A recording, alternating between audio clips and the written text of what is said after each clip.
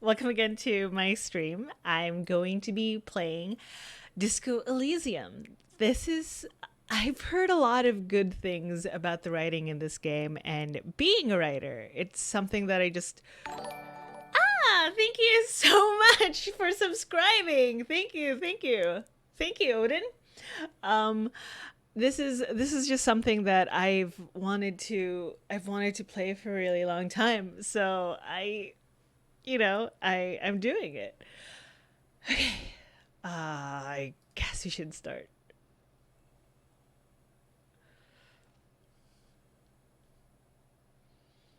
Sup, Odin? Ah. Okay.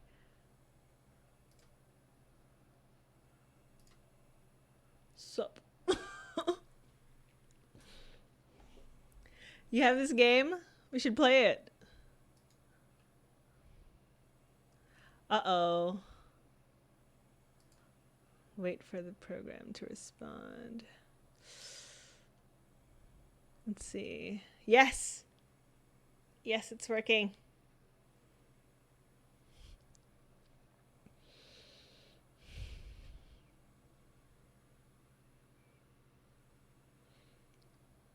I'm excited.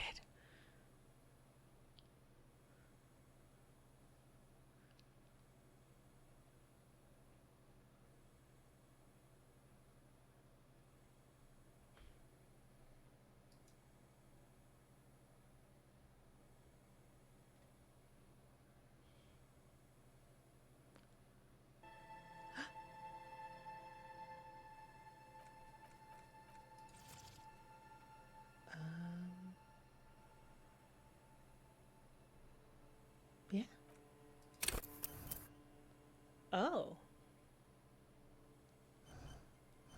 Oh, I see. Okay. No. I don't. Hmm. I think for this playthrough, I'm going to go with a preset. Yeah. Let's go with a preset on this one. Thinker, extremely intelligent, very bad with people, knows interesting facts, comes up with original ideas. Encyclopedia. Sensitive, very psychological, a magnetic personality but unstable, might begin to lose his mind. Create my own. Physical. Extremely physical, interacts with the world through his body, gets things done, but dumb as a rock. Okay, let's check it out. Huh. Intellect.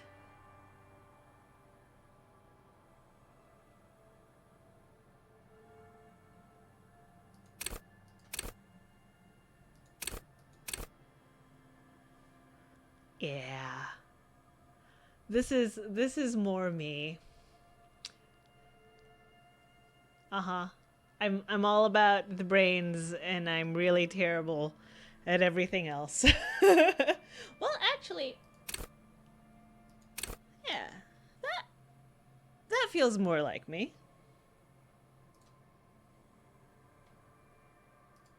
Next. Okay. Select your signature skill. The skill you select will gain a +1 bonus. Okay. Can I only additionally the learning cap for every skill of the same type will be raised by 1.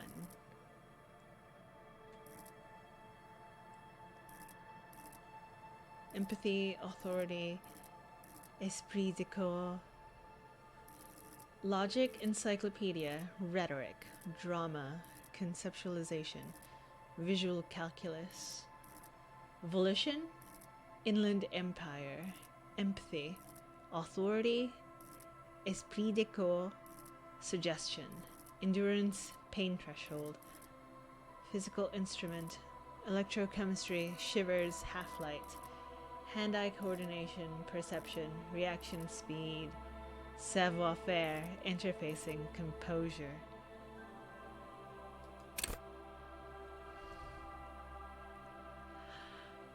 Oh. Signature skills. Wield raw intellectual power, deduce the world. Call upon all of your knowledge, produce fascinating trivia. Rhetoric. Practice the art of persuasion, enjoy rigorous intellectual discourse. Drama. Play the actor, lie, detect lies. Conceptualization. Understand creativity, see art in the world. Visual calculus. Reconstruct crime scenes, make laws of physics, work for the law. Law. Hold yourself together. Keep your morale up. Inland empire. Hunches and gut feelings, dreams in waking life. Empathy. Understand others. Work your mirror neurons. What does that mean? Authority. Intimidate the public. Assert yourself. Connect to Station 41. Understand cop culture. Suggestion. Charm men and women. Play the puppet master. I see. Endurance. Take the blows. Don't let the world kill you. Pain threshold. Shrug off the pain. They'll have to hurt you more. Physical instrument. Flex powerful muscles. Enjoy healthy organs. Electrochemistry. Go to party planet. Love and be loved by drugs. Shivers. Raise the hair on your neck. Tune into the city. We can be Peter Parker. Half-light. Let the body take control. Threaten people. Hand-eye coordination. Ready, aim, fire. Wait, do we do guns in this game? We don't do guns in this game. We don't guns. Do we? Reaction speed. Oh, sorry. Perception. See, hear, and smell everything. Let no detail go unnoticed. Reaction speed. The quickest to react, an untouchable man. Savoir-faire, sneak under their noses, stun with immense panache. Interfacing, master machines, pick locks and pockets. Composure, straighten your back, keep your poker face.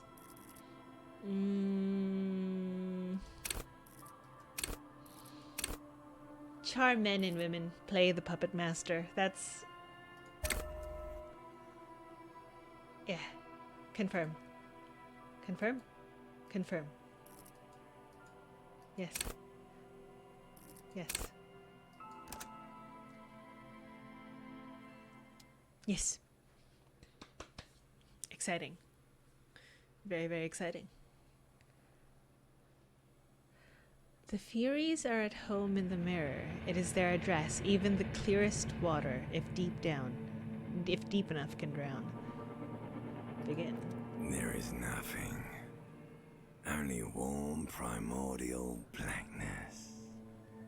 Your conscious ferments in it. No larger than a single grain of malt. You don't have to do anything anymore. Ever.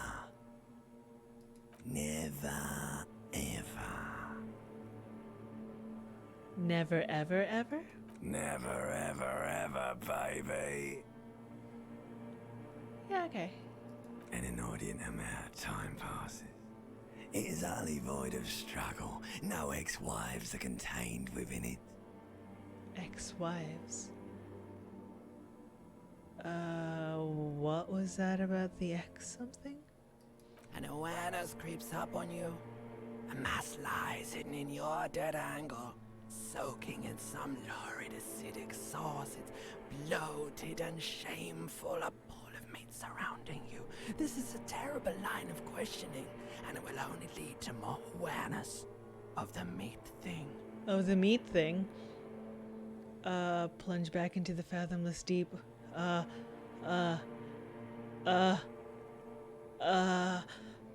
No. I wanted to know about the ex something. Ex-love. Ex-tenderness. It is foolish of you to resurface to the loss. Not after all the damage you suffered to get here. Some of it irreversible. Stay. Sail with me through the abyss of pelagic zone. Eloni, never let me go. No, I want to get off now. I like pain and burning light and wanting things from people who don't want to give them to me. Do you really? Don't be naive, of course not. I want to sail the inky blackness until forever ends. I do. Let me off. You wouldn't like it if I told you what was back there. Why'd you think you had to bludgeon yourself into oblivion? Or did you not scent yourself marinating? Poured so much over yourself. Got a bit carried away, did we, Chef? How do you know me? Fear. Oh, what?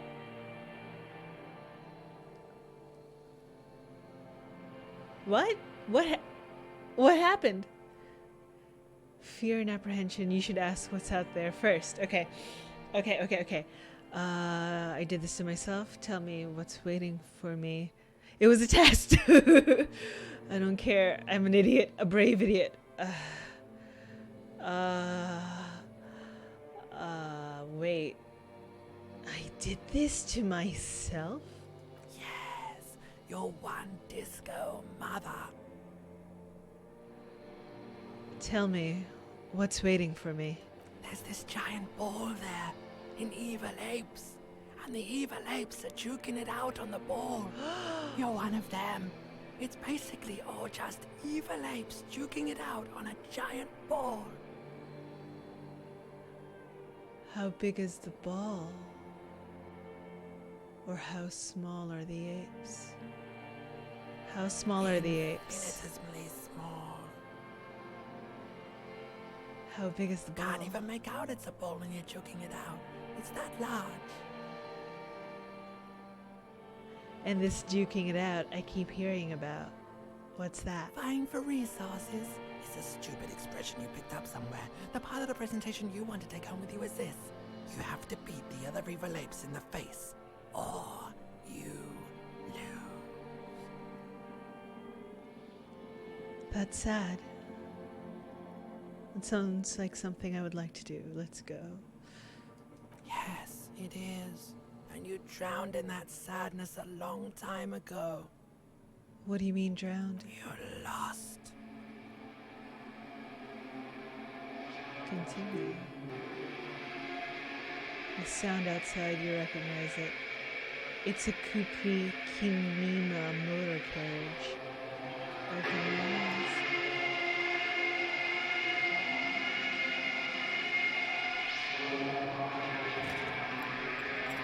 Oh, hello, us.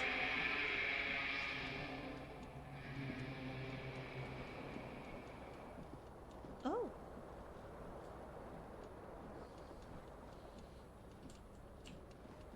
Oh.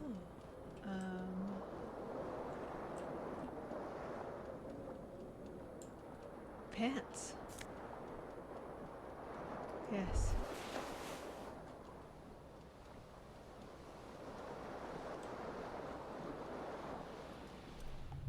Perception hearing, you hear a jingle. Keys are clinking in the pockets of your flare-cut pants. Fish them out. Perception, it says whirling in rags on the aluminum keyring. There's a single key on the ring. The number 1 is etched on it. It should open the door. Do I have other clothes? Good. Let's put that on. Plus disco butt blazer. Plus 1 épris de corps. Wait. Oh. Huh. Well, we're looking like we don't have a shirt. Is this our shirt? Is this our shirt? Where is our shirt? Oh, yeah, okay, let's see if we can turn that off. Wow, what did we do? This magnum-sized bottle of Commodore Red is empty. Commodore Red! Looks like someone tore out the tape while the song was playing. Oh, emotions. This reel-to-reel tape player is still on, rolling empty. Wow. Oh, hello. Is this... Ah, our clothes. Hi. You see bottles in the bathtub. Wine, beer, and sweet liqueur. We should turn this off, huh? Yes. Ah, white satin shirt. +1 conceptualization. -1 suggestion. Indeed. Do you want to wash your face? Do you want to maybe... Do you want to bathe? Okay. How do we turn this off, buddy? How do we... I mean, this is gonna knock us unconscious. The fan has 2 chain pull switches. One ends in a tiny fan, the other in a light bulb. A truly horrific necktie has somehow attached itself to one of the blades. Somehow attached itself. Oof. Inland Empire, success. Or has it been consigned there as punishment? You feel as though this creature is your friend and wants to reattach itself to your neck so that you may continue your adventures together in this strange world. Pull on the fan. The blades come squeaking to a halt. It should be easier to reach the tie now.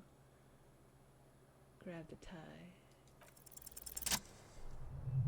I have to roll for tie grab. Alright. You swoop up and catch the tie. Snap. It's released from the blade. Warning, warning. The necktie is no longer contained. Item gained. Horrific tie. Ceiling fan. What you have in your hand is a fantastically colorful tie with 4 or 5 different patterns. The knot reminds you of a noose. Logic. If it's your friend, why was it up there? Who ties their friend to a ceiling fan? Maybe this thing is dangerous somehow.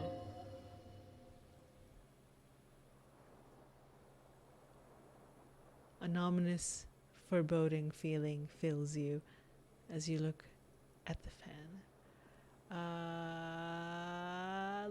Light bulb? A terrible mistake. Turn the lights off immediately. You can practically feel the photons burning a hole in your brain. Okay. Turn the lights off. The lights are off. Oh, gosh. Oh, we are really hungover. What's you? Okay. Disco butt blazer. Looks like someone skinned this blazer of some long extinct disco animal. It has an enigmatic white rectangle on the back and the right sleeve. White satin shirt. Conceptualization. Real statement to wear. -1 suggestion. Unsavory odor. The white satin shirt used to be fancy. It used to really catch the light. Now it smells like someone took a piss in the armpits. Flare cut trousers. -1 savoir-faire. Tight around the thighs. +1 electrochemistry. Tight around the crotch. These golden brown trousers are flare cut. Normal bell-bottom trousers would be boot cut, but these are far from normal. They are someone's pea-soaked, stained party pants. Oh, I see. What have we done?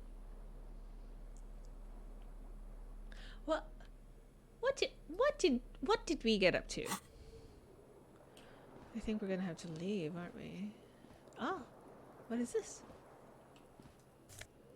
Oh, shoes. Oh, are we not? Oh. Oh dear, we need to find your shoes. Broken window. You only have 1 shoe. Deora, 9 degrees centigrade. clear. What?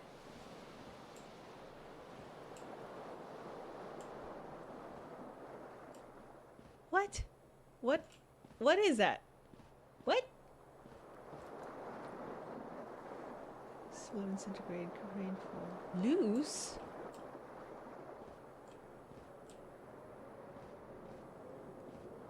What are we?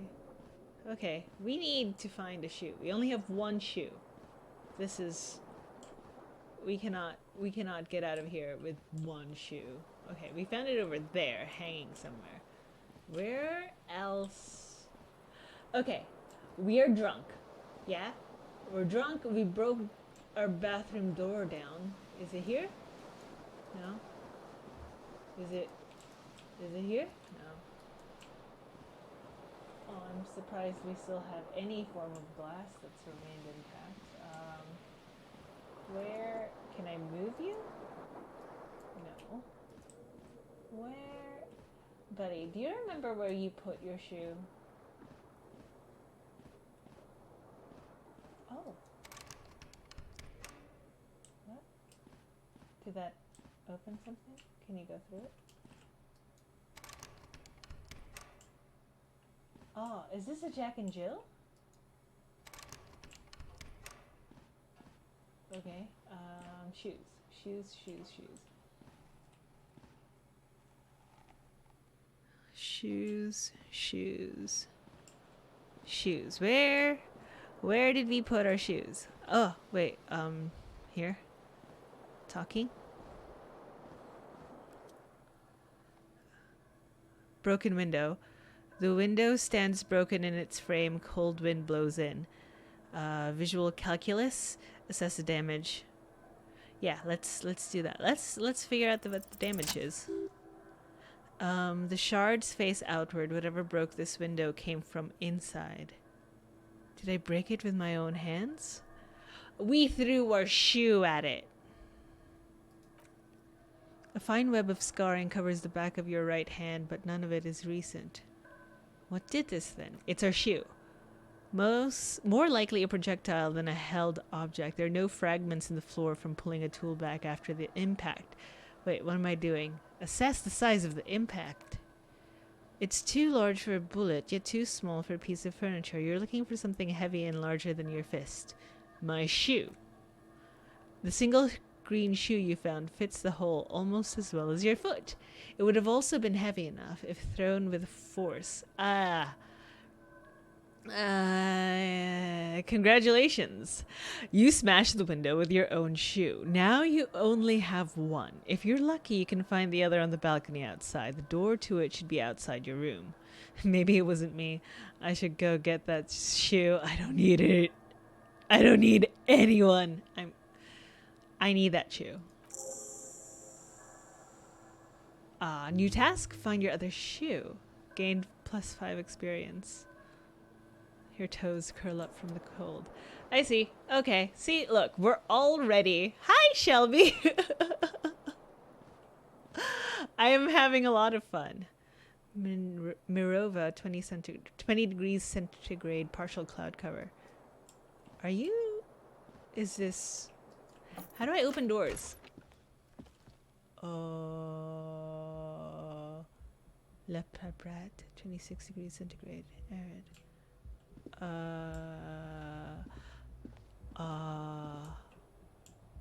Dull. Frederfort, 15 degrees centigrade. Ooh, there's something on the table.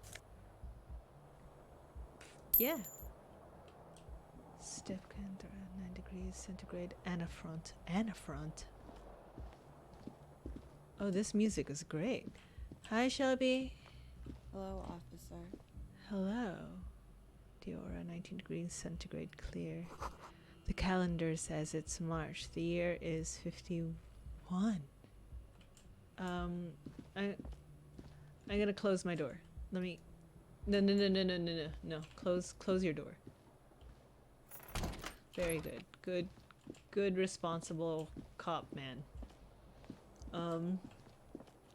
Look, buddy, you're having a rough time. I'm gonna take care of you, okay? Is this door? Need to do something behind Lieutenant Kusaragi's back. Sneak out after he's gone to sleep. What? Kitsuragi? Even I don't know what's happening. Oh, hello. Wait, what? What was that? That was a shiny thing. What's this? The smell of the sea makes you dizzy. Oh, that's what that sound is. Seagulls. The shoe! Take the shoe. Ah, blessed be my shoes. Task complete. Find your other shoe. Gain experience plus 10. Composure. There they both are. 2 identical shoes, both copiously green and indiscriminately snakeskin, reunited on your feet. Conceptualization medium success, like 2 baby crocodiles. How do they fit? Good. They're balanced, comfy.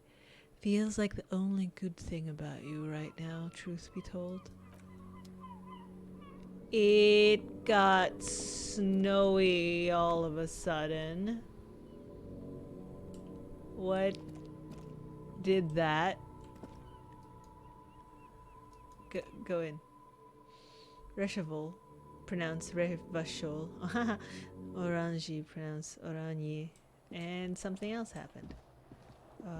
Okay, let's... Hello. You look... Hello, officer. Hello. Miss Oranje, disco dancer. The young woman raises a cigarette to her lips. Classier, classier. Officer, am I military personnel? Turn your bloated face away from her beauty and just keep on walking. I don't want to reveal too much about... It took you all fall to find that shoe. Yeah. It might have just done. Okay, look. You called me officer, and if I ask this question, there is a good chance that I'm going to know more about myself. However, it's going to make me lose all credibility with you. So, I'm going to turn my bloated face away from your beauty and just keep on walking. Goodbye. Oh, I hope I didn't get rid of it. It's fine. It's fine. This is an RPG and we're playing someone who's coward. I am a coward, okay? This weekend edition of this satirical newspaper, Trompe-le-Monde. Nothing on the front rings a bell. Strange. Wait. What do you mean nothing on the front rings it? Are we... You can sleep after 21 hours. Sleeping heals all of your health and morale. Are we... We only sleep 3 hours a night?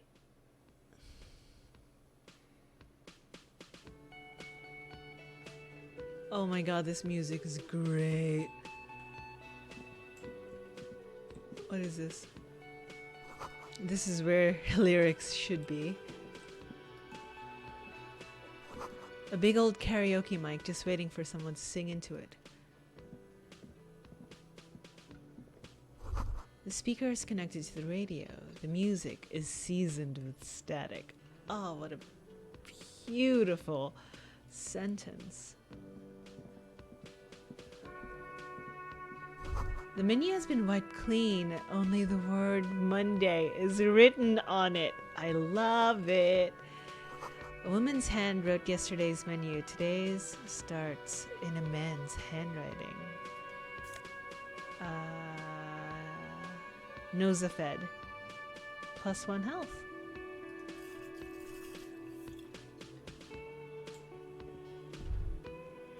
That didn't...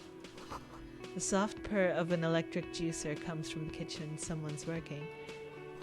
This is a water cooler. A large bubble is rising to the surface.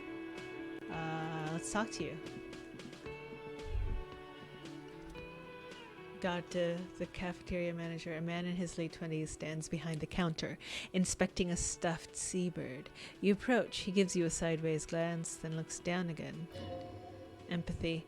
That was disdain in his eyes. Even now, he's purposely ignoring you. Something tells me you don't like me. Look at the stuffed bird. Are you the bartender? Look at the stuffed bird. Garte, the cafeteria manager, a competent work of taxidermy. The white and brown seabird lies along among piles of coasters and drying mugs. One of its wings is broken. The man is trying to mend it. Was this our fault? Looks like the bird was ripped off the shield that was used to mount it, most likely on a wall.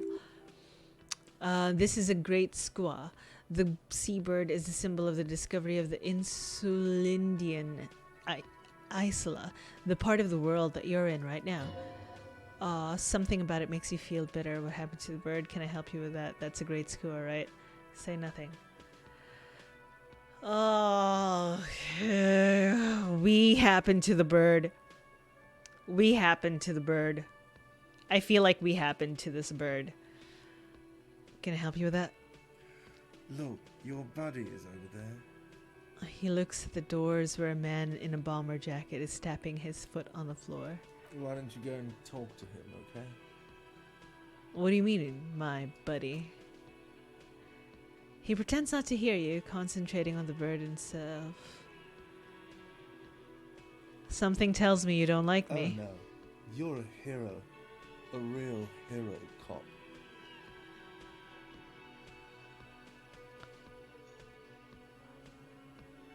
Are we the baddie? Could the massive property damage upstairs have anything to do with this? Wait, did you just say I was a cop? So not only am I a cop, but I'm also a hero. You're being sarcastic.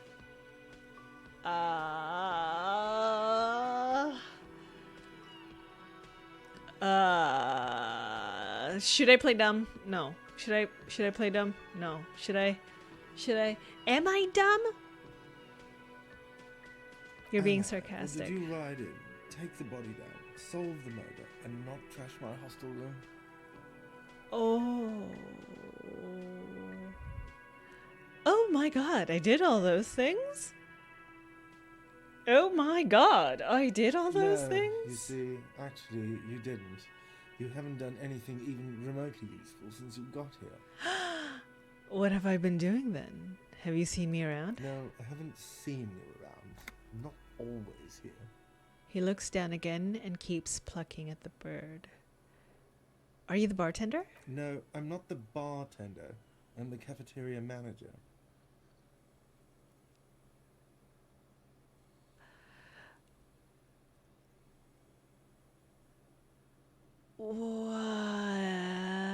What's the difference? I have 3 cafeterias to manage. 3. Sylvie tends the bar here, not me. I'm only standing in. Where did Sylvie go? She just, you know. He shrugs. His eyes dart from left to right. The man isn't lying, but he is hiding something. She just what? So now you're a cop? Forget it.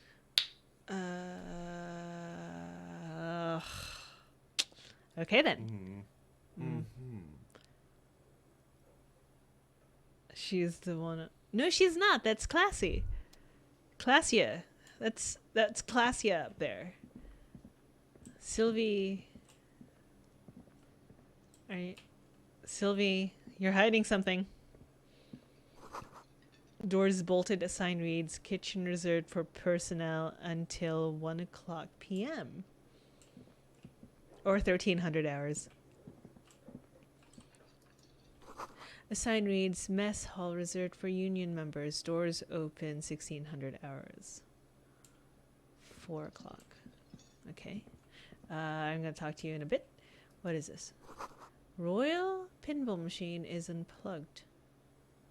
Everything is poop around here. What is this? Okay, let's talk to you. Hello, sweetie.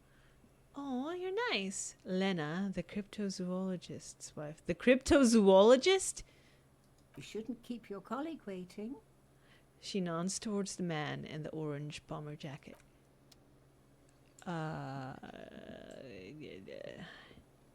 Sup? Kim Kitsuragi, a bespectacled man in an orange bomber jacket, is tapping his foot on the floor. Looks like he's waiting for someone. You. As you approach, he narrows his eyes and he extends his hands in greeting. A pre-decor success. If an assault were launched on this building right now, if the windows came crashing down and the whole world descended upon you, this man would hurl himself in death's way to save you. You are sure of this, but why? Hold on, who is he to me? Shake his hand! Hello, I'm Kim Kitsuragi, Lieutenant, Precinct 57. You must be from the 41st. His grip is firm. You realize he's waiting for your name.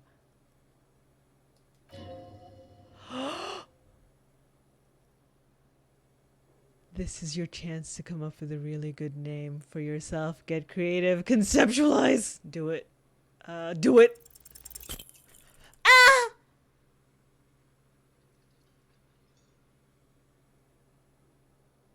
Raphael Ambrosius Cousteau.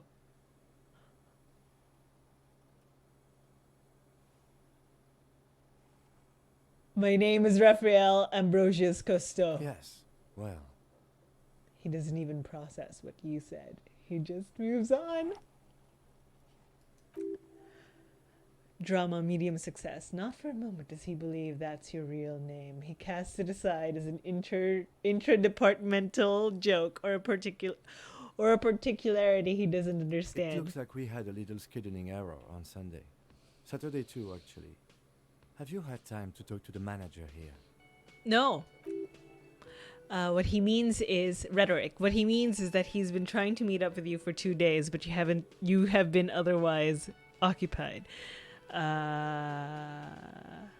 You mean him? Nod towards the cafeteria manager. Yeah, I just talked If you to don't him. mind, we should talk to him again.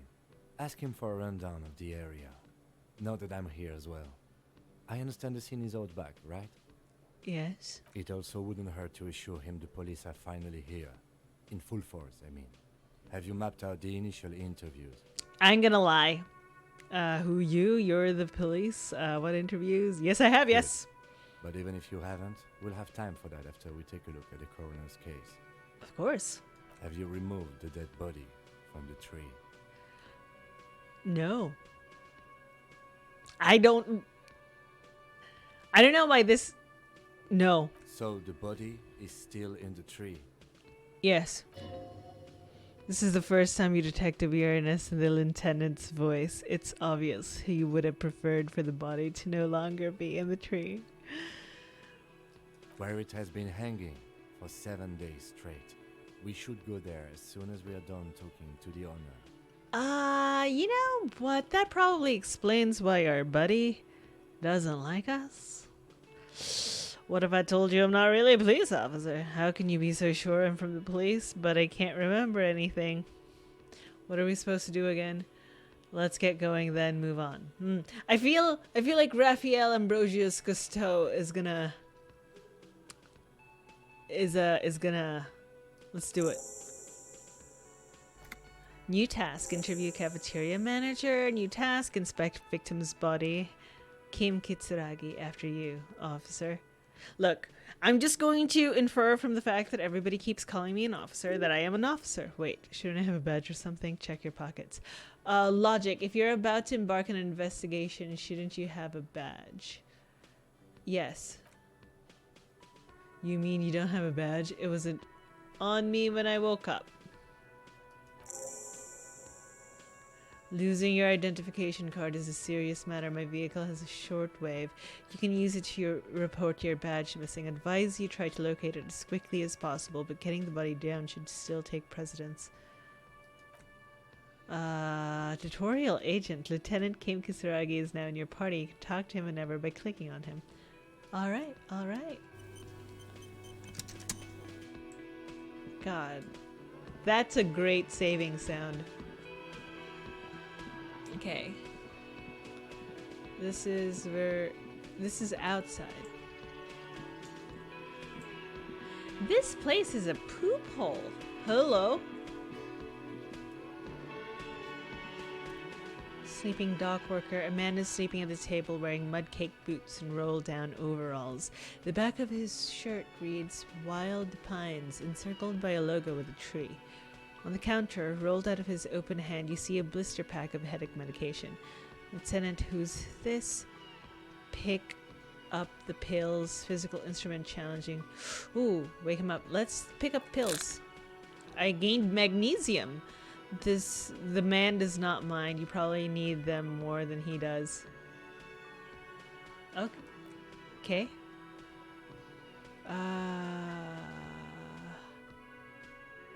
Let's ask. Lieutenant, who's this? Kim Kitsuragi, no idea. Looks like he works for Wild Pines, the logistics company. Logistics company who owns and operates the harbor. Why would owns and operates the harbor? But why is he sleeping during the day? Possibly because there's a strike going on in the harbor. There's not much to do aside from drinking and sleeping.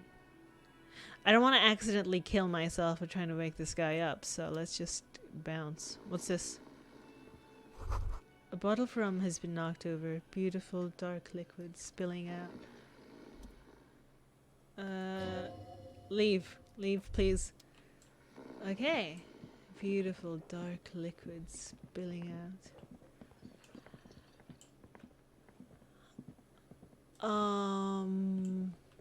Where would we... What's this? Inland Empire. You should totally sing karaoke there. The first chance you get. Your emotions need to be expressed. People need to know of your vast oceanic soul. My soul is immense. My soul is modest. It's normal sized. My soul is puny.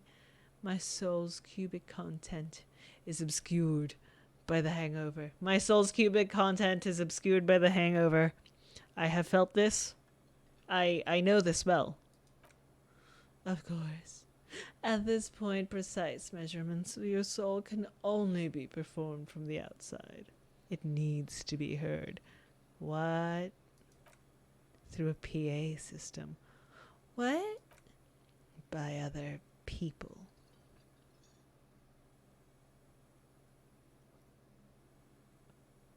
What should I sing when it comes to it?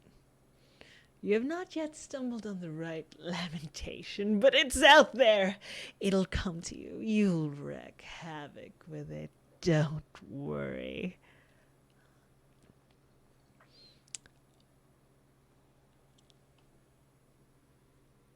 Lamentation sounds good. They'll really get a gauge on my soul with that. I regret everything. Serves them right. Wipe that smirk off their faces with your sad, tragic song. Who's laughing now? No one.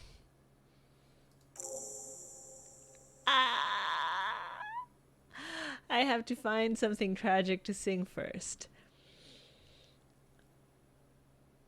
Okay, well, I'll finish this thought. What just happened to me? What just happened to me? The man with the unimpressive beard notices you approaching. He drops the ledger he was holding and turns to the lieutenant. Mr. Gart, right? Gart. You run this place. The lieutenant glances into his little notebook. Yes. He responds tersely. I am Kim Kitsuragi from Precinct 57.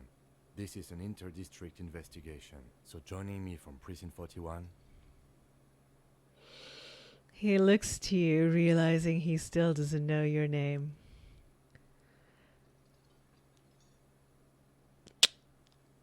As I said, Detective Raphael Ambrosius Cousteau. Right.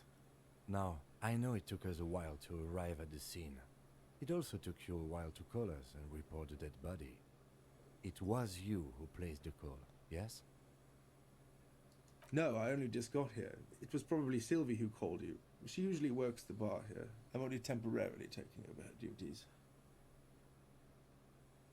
Sus. Do you have her number? As a matter of fact, I do. He looks behind a pile of coasters, finds a slip of paper, and hands it to the You said you lieutenant. just got here. From where? Are you a local? What? With Martinez? No, I live in Jamrock. I only sometimes come here to keep an eye on the place. This is just one of the many, many cafeterias I manage. You said you managed 3? But you still know your way around, yes? In case we need directions. Mm-hmm. Yes, I know where some things are. But as I said, I don't live here. I just used to work here. And I'm not going to start working here again, if that's what you think. Where do we live? Also, why are you such a jerk? I didn't imply that. Detective? Oh, you're not even going to use my full name? He probably means this is where you step in and ask questions. Right, questions. I got this. Yes, questions. I got this. His face expresses profound doubt in your having this. Why did Sylvie go away? Haven't you asked me that already? What is it with you and this woman? She has nothing to do with this. No, before I asked you where, now I'm asking you why she left. Okay, you got me. She went away because of the dead body out back, and because I asked for her number. That's why Sylvie went away. I hope you appreciate that. The lieutenant opens his notebook, his little notebook at the cover. The number is safely tucked away in a small pocket. Thank you, he says. Didn't go well? Mystery solved! Is it? Because I thought you were supposed to be investigating the lynching, not my employer conduct. This stuff gets on my nerves. I'm a feminist. We're going for that one. There's other options, but there's only one correct one. I mean, I guess I can read the rest of it. I guess I like to be thorough. Everything has something to do with everything. Okay, so in real life, that's what I would answer, because I'm exactly that kind of jerk. But you know what? We are Raphael Ambrosius Cousteau, and we are a feminist. What? That's right. If there's one thing I know about myself, is that I'm a total raging feminist! Do you have a phallus in your ear? I said I'm a feminist.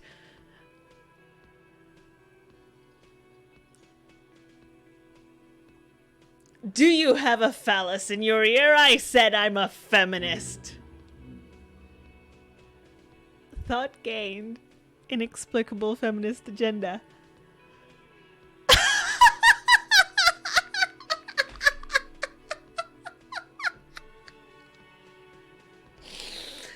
That's good, but there's a timetable for this investigation, dictated to us by the stages of decomposition, and it says we need to move on. You got a thought. Click on the thought cabinet button below to explore further.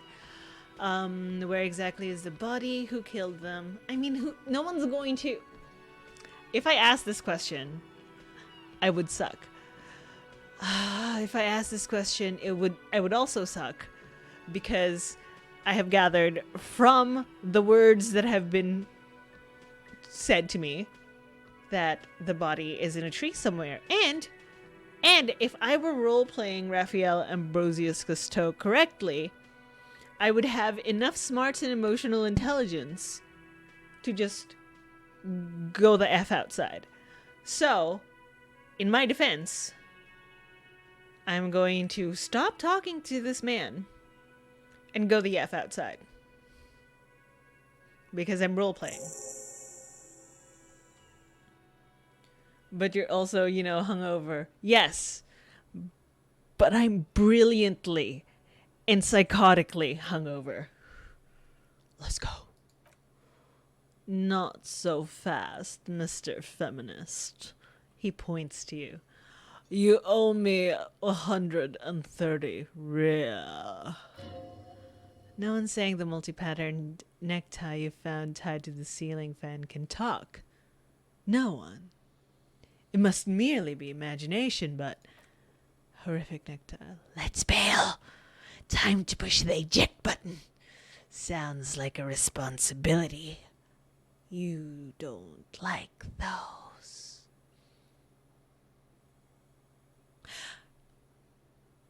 Oh, we're nuts.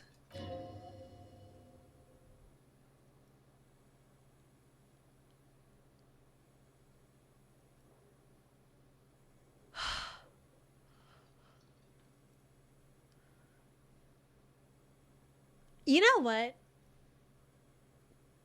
You know what? Yes, we're really crazy, and yes, we are super hungover. But I'm gonna risk it.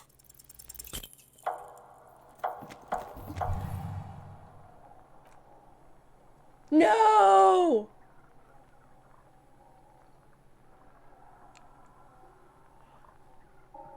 Oh no! Oh no!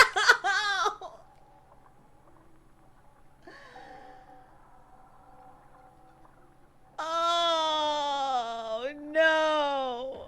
I'm gonna kill an old lady.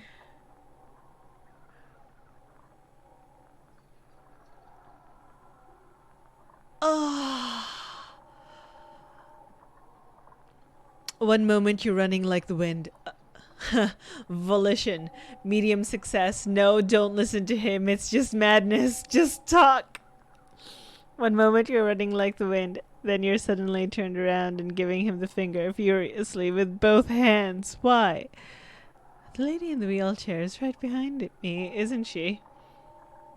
Why'd I do this? Why'd I have to use both my hands to flip him off? Why both?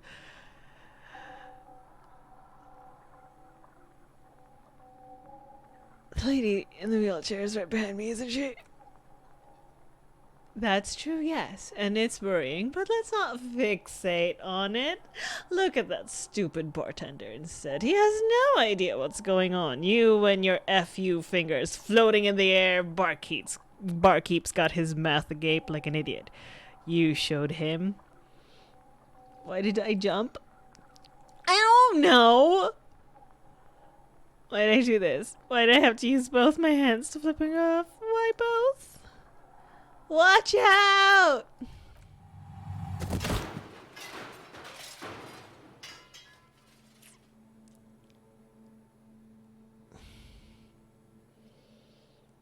Everything goes dark. Back so soon.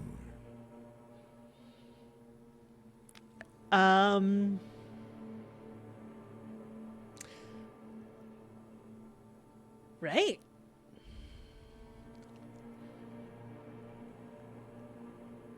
I had an accident. So worth it. This did not need to happen. I gave no such commands to my body. Those are the mysteries of the spinal cord. The spinal cord has yet to reveal itself to you. Its mysteries are unholy mysteries. Yeah. Rip. Wow, there's more of you hidden. I'm so cool. I don't know. That just comes off as lazy effort at reconceptualizing the antics of a shambling drunk. Yes, I think this might be the game over scene. If it comes off like that, it's because it is. And you are. Ouch. How's it going out there? Are the tiny apes screaming about money yet?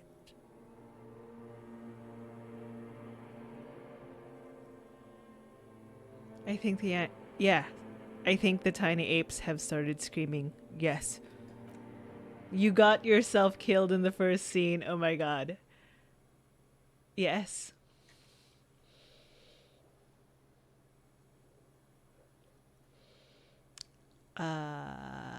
Lena, the cryptozoologist's wife. Did one of those tiny apes have a pale green face? An old woman appears out of the blackness. No, I don't think so. What? What? It's a joke, sweetie. I didn't actually think you saw the kind green ape of South Safra in a hostel in Martinez. That would be ridiculous. Are you okay? I didn't kill you? Oh.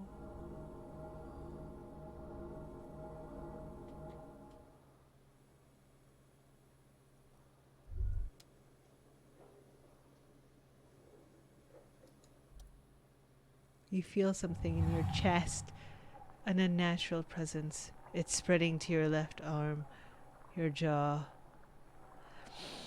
So I'm guessing this is bad. Very, very bad. This is the end bad.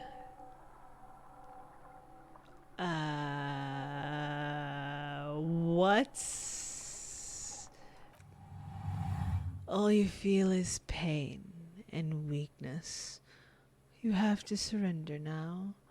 We all do. It gets so dark. You don't even see her face, like you always thought you would. You only see pain and fear. Cop suffers final heart attack.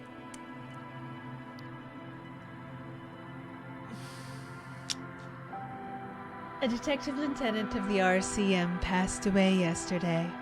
His death, though abrupt, did not come as a surprise to those who knew him. He was the heaviest drinker I'd ever met, Captain Ptolemy Peirce, the deceased superior officer, commented. It ain't easy on the ticker. He loved his liquor, sure, said Detective Chester McLean, friend and colleague, but I think before he ever had a heart attack, his heart was broken. According to official statement given by the RCM, the officer was on the brink of solving a murder case. Well,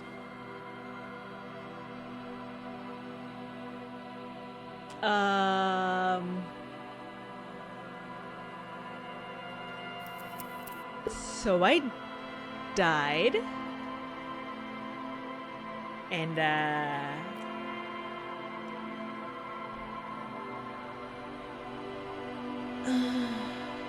I died. Yes, I sped run it.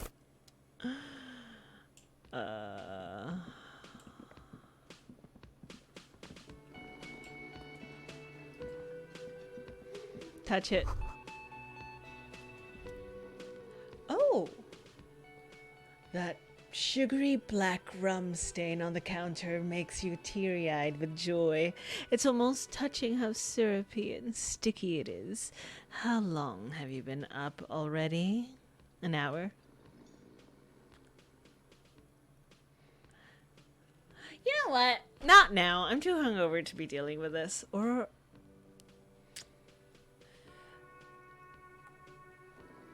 an hour.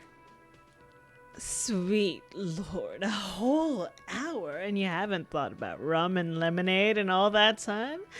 You've truly extinguished all trace of yourself. I've been secretly thinking about it all this time. Actually, should I be thinking about this? Looks like drinking hasn't turned out too well for me.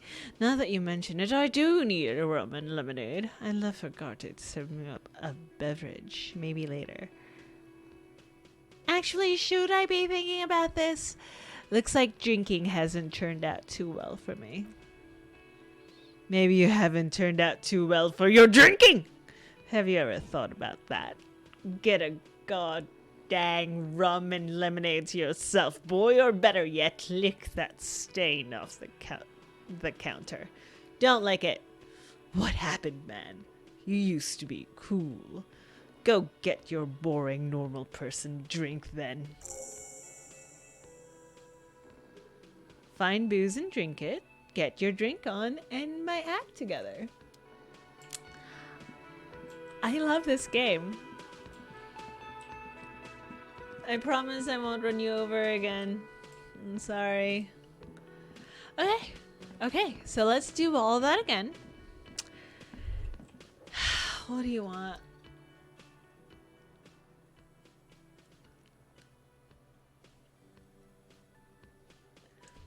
My soul is immense. Utterly. And it needs to be heard. Hi, Dave! Welcome to Disco Elysium, where we play a drunk.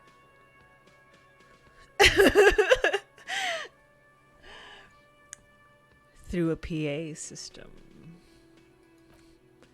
But what should I sing when it comes to it? You have not yet stumbled on the right lamentation, but it's out there. It'll come to you. You'll wreak havoc with it. Don't worry. Serves them right. Wipe that smirk off their face with my sad, tragic song. Who's laughing now? No one. We're gonna have to find something tragic to sing. Okay, let's talk, Betty. The man with the unimpressive beard notices you approaching. He drops the ledger he was holding and turns to the lieutenant. Mr. Gart, right? The lieutenant, You run this place. the lieutenant glances into his little notebook. Yes. I am Kim Kitsuragi from Precinct 57. This is an inter-district investigation, so joining me from Precinct 41... I really like this name. As I said, Detective Raphael Ambrosius Gusto. Right. Now, I know it took us a while to arrive at the scene. It also took you a while to call us and report the dead body. It was you who placed the call, yes? Yes. No, I only just got here. It was probably Sylvie who called you. She usually works the bar here. I'm only temporarily taking over her duties. Uh-huh. Do you have her number? Uh-huh. As a matter of fact, I do. He looks behind a pile of coasters, finds a slip of paper, and hands it to the You said lieutenant. you just got here. From where? Are you a local? What? With Martinez? No, I live in Jamrock. I only sometimes come here to keep an eye on the place. This is just one of the many, many cafeterias I manage. But you still know your way around, yes? In case we need directions. Mm-hmm. Yes, I know where some things are. But as I said, I don't live here. I just used to work here. And I'm not going to start working here again, if that's what you think. You probably missed it, Day, but I got killed by jerk behavior. I hope it doesn't happen again. I didn't imply that. Detective? He probably means this is where I step in and ask my questions. Right then. Questions. I got this. His face expresses profound doubt in your having this. Why did Sylvie go away? Haven't you asked me that already? What is it with you and this woman? She has nothing to do with this. No, before I asked you where, now I'm asking you why she left. I got... Okay, you got me. It is not being a feminist that gets you killed in this game, okay? It is me deciding to run away from a tab. So. Pay your debts. Like a Lannister. The lieutenant opens his little notebook at the cover. The number is safely tucked away in a small pocket. Thank you, he says. I'm going to say didn't go well. I asked an employee out. She didn't want to come, but she felt obliged to. It was a bad idea. Now what is so gosh dang fascinating about that for you? It's got nothing to do with lynching. This stuff... This stuff gets on my nerves. I am a feminist.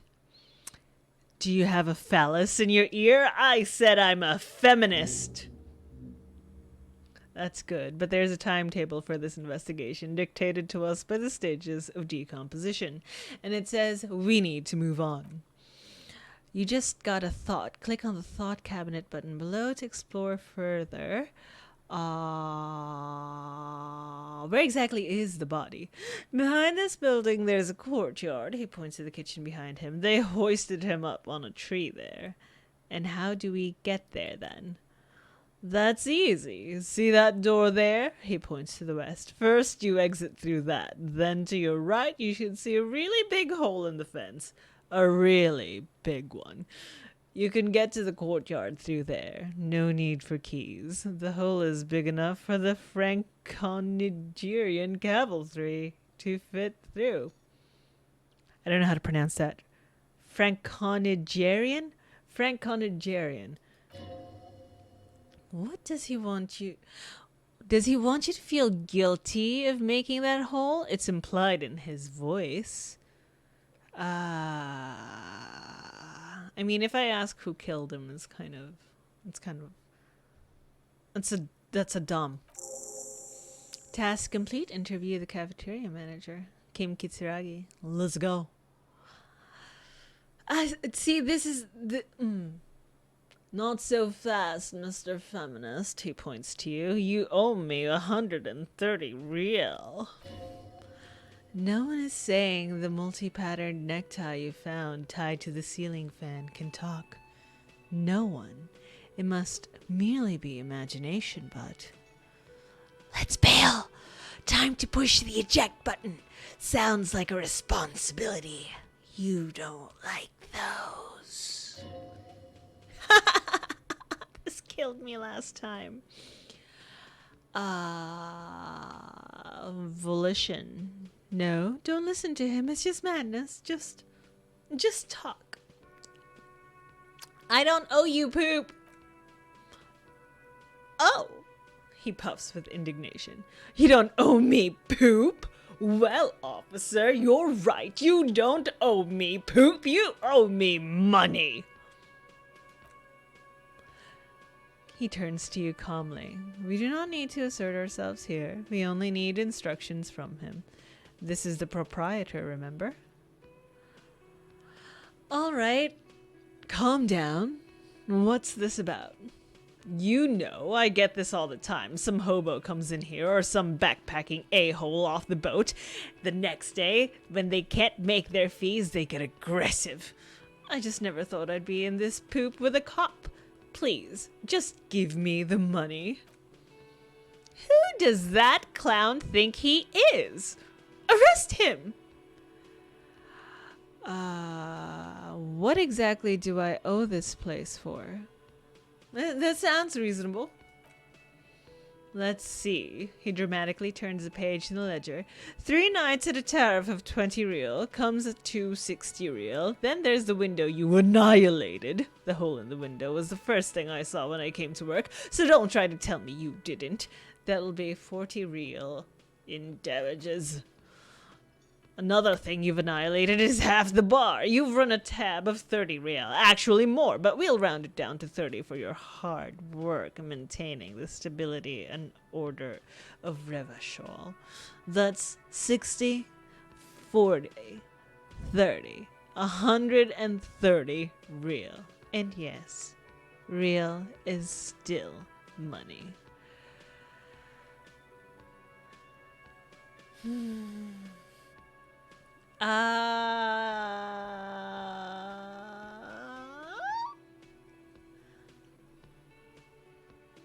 But what exactly is money? What, are you brain damaged? Actually, I might just be. Since I woke up, I have trouble remembering even the most basic concepts of reality. Money is what grown-up people used to pay for things.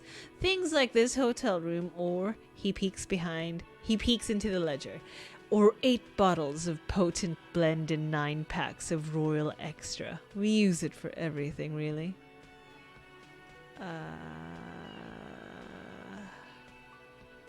Is this money? Yes, it is. Count them and give it to him. That's 10 plus 10 plus 20 equals 40. Now I'm down to 90, right? No, you see, there's a tinge of sadness in his voice. That's 40 cents. Cents are a form of currency, 100 times smaller than the real. I'm not even going to take this. Come back when you have 130 real. Okay. The cafeteria manager stands silently, looking at the coppers on the counter before him. For suggestion, for a moment, his antipathy is overcome by compassion for the sheer smallness of the money. Conceptualization. Is it evil? The order of magnitude between what is asked of a person and what they have? Darkness resides. Pick up the coins. It does, doesn't it?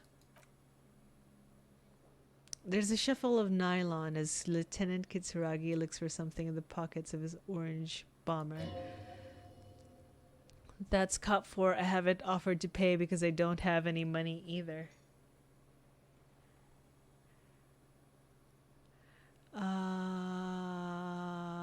What happens now? He turns to the lieutenant. I'm sorry, but he has to pay. I can't let him stay here any longer if he doesn't. If he doesn't have the money by tonight, then he shrugs. Officer, maybe you're better off working this from home now. You live in Jamrock, right? That's not far away.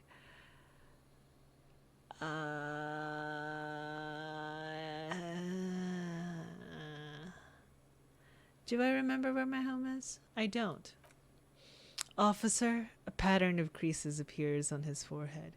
You really need to take this up with your station. I have a shortwave radio in my car.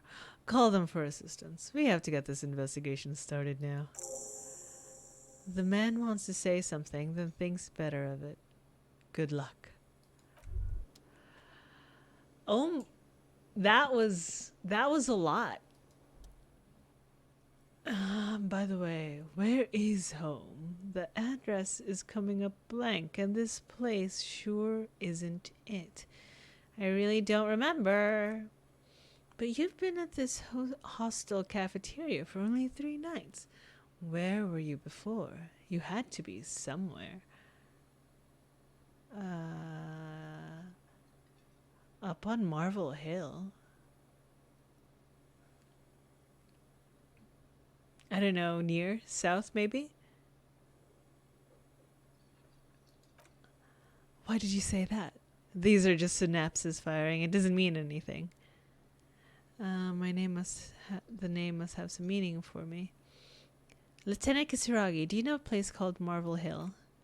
No, he thinks for a moment.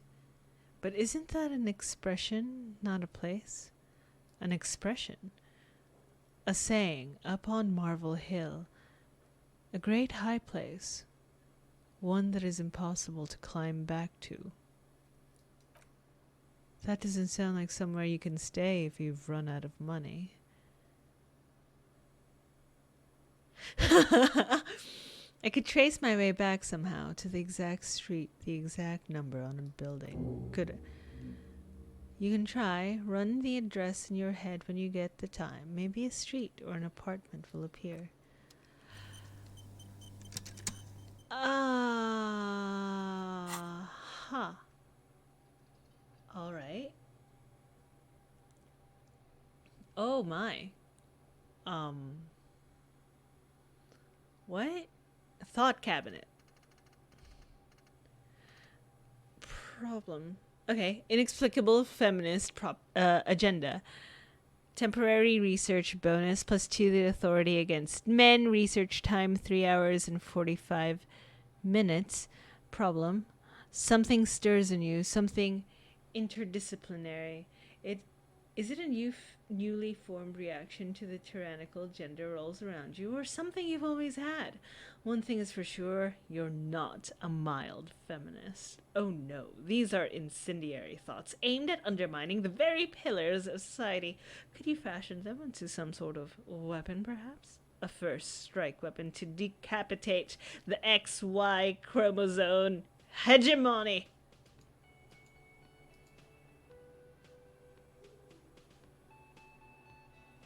Internalize. Shut up. I've just internalized an inexplicable feminist agenda. A long way home. Temporary research bonus +1 encyclopedia factual memory returns.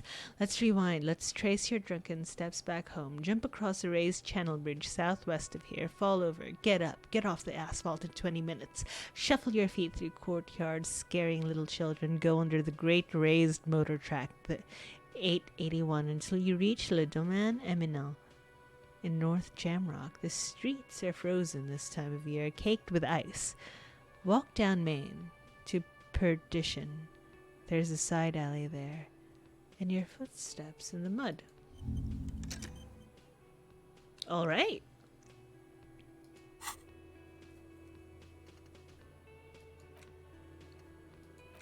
Inspect victim's body. Inspect body hanging in the back of the whirling in rags. This is a preliminary inspection. You just need to suppress the urge to throw up and approach it. Report your badge missing. You need to report your missing badge to the 41st precinct as soon as possible. The lieutenant said that you can use the radio in his motor car to call your station. Find booze and drink it. The hangover feels really bad. You have to take the edge off. Find a bottle of alcohol. Put it in your hand, equipped in the held slot in your inventory, and the magic will happen on its own. Sing karaoke. You need to find a sufficiently tragic tape, then play it on a boombox to memorize the lyrics, then ask the cafeteria manager to perform. Preferably in the evening. More people at the bar. Then get a hold of a sad song on tape. Someone reported the hanging to the RCM. Maybe if you find out who it was, it may shed new light on the events. You have an idea where to start, but the caller could have been anyone. Call Sylvie using Kim's shortwave to ask whether she made the call. Pay for damages. You need to pay for the damages you caused in the whirling in rags, or you won't have a place to stay tonight. Ask around for money and be careful with your spending. If you're unsure how much you owe, ask Garta. Okay. Let's get to getting, shall we? Summer door closed for the winter. Can I leave? Can I leave? How do I leave?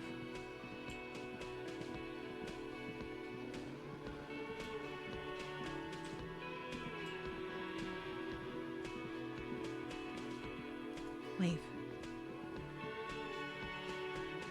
Police work is tough. Take breaks. Talk to strangers. Explore. All right.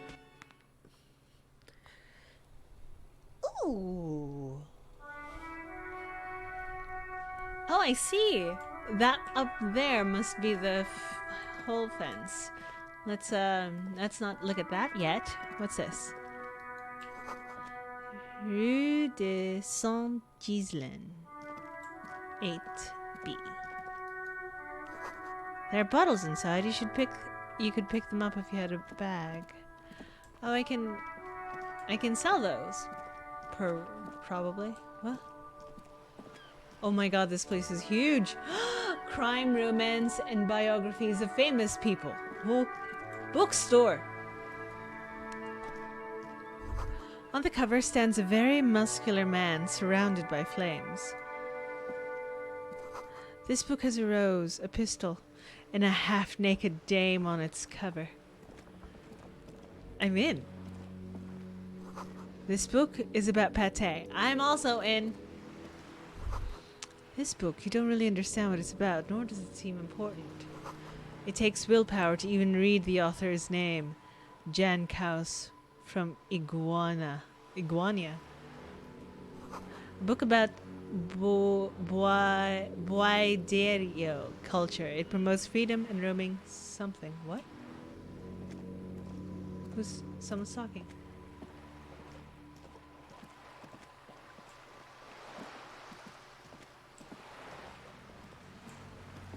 Hello. You hear the distant squall of seabirds. Take. Nothing I can do. I'm the man.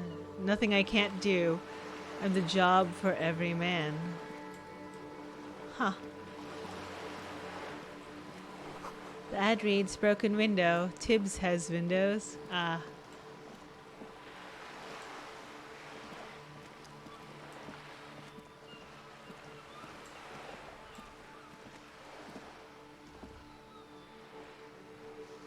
Listen, boy. I don't start trouble, I fix it. 2 Capside Apts. Martinez Pier. Oh, I see. 2 Roundabout North.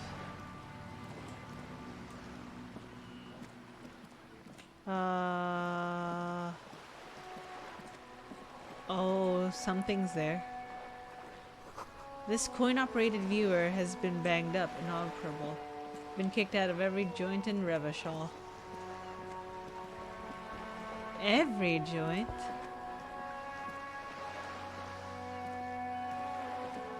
Can you run faster, dude? What's this? Hey, you look fancy. What's this? What? A splatter of bullet holes lines the wall. The sight of bullet holes stirs something in you, making you forget the lieutenant's surname. Look closer first. The fading marks are too degraded to draw any forensic conclusion, just chips in the sandstone. They look pretty ancient. Look, bullet holes. Where? He looks around, pointing to the chips on the wall. Someone has been shot. Nothing. Forget about it. They're ancient, right? They're ancient.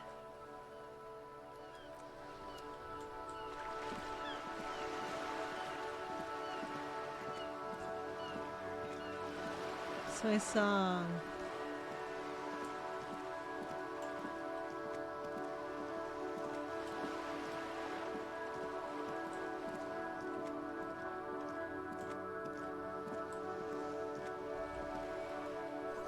Book about the future. The government reads your mind. Using radio technology. Huh. I mean, they can just use phones now. Okay, so I have a bag. I have a bag, which means something over here.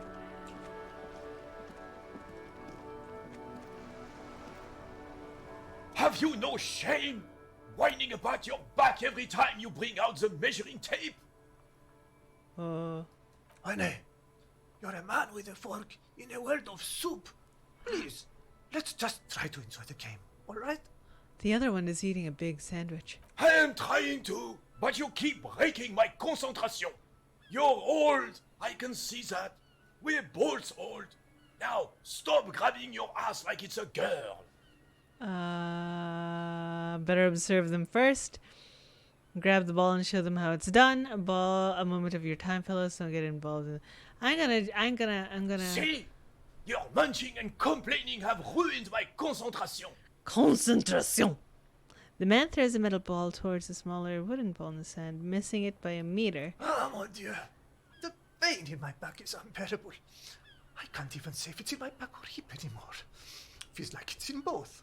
He tries to measure the throw. I hope you pass out from it, you goddamn jellyfish. Men like you are the reason this nation is sinking. Standing tall and proud, he looks at his partner with disgust. A moment of your time, fellows. Physical instrument, you're such a wuss. Sure, officer. I am René. René Arnoux, and my specially able partner here is Gaston Martin. How can we help you? The man in the uniform stands before you, tall and proud. Do you know anything about the man hanged in the back of the whirling in rags?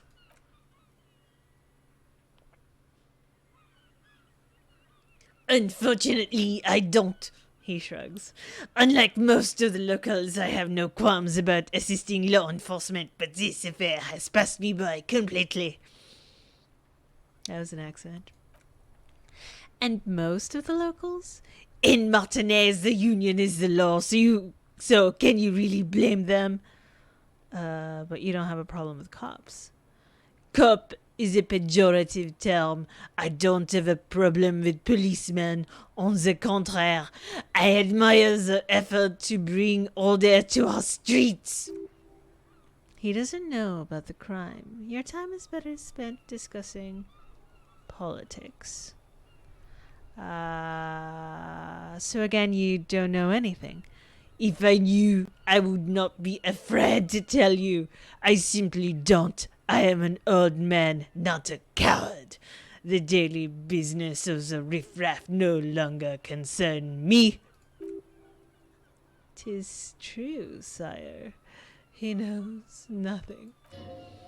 This is a man with a lot of past, but little present, and almost no future. You seem to be playing in a crater. Yes, the man nods. The terrain here provides an interesting variety to a familiar game. Do you know who... does it have anything to do with the bullet holes that I've been seeing around? Yes, he replies with a reluctant nod. It was left by heavy artillery fire. Okay, it's a crater left by artillery fire, but why? Why what? Why was heavy artillery used? Because that's what happens when communards hijack your country, execute your supreme leadership, and turn your capital into a slaughterhouse. You use heavy ordnance to clean up your home. Who are the communards then? Commies, communists, socialists, anarchists, call them what you like. They just choose the name to feel special. The carabiner frowns. Senseless sentimentality. Did you use artillery fire against them? Sadly, no. It was the foreigners who brought them to their knees. We fought valiantly. Too valiantly. So valiantly we got licked, he adds, squeezing a boule in his fist. Should have fought dirty, like they did with their suicide sex cult propaganda and mad anarchist women strapped to shrapnel bombs. We didn't so. We lacked the calibre. God bless him. But the suzerain's cannons simply weren't big enough. I see. It was probably a bit more complicated than that. Why shell them here in Martinez?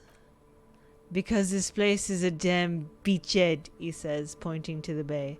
Had to soften the commies up first. The beachhead?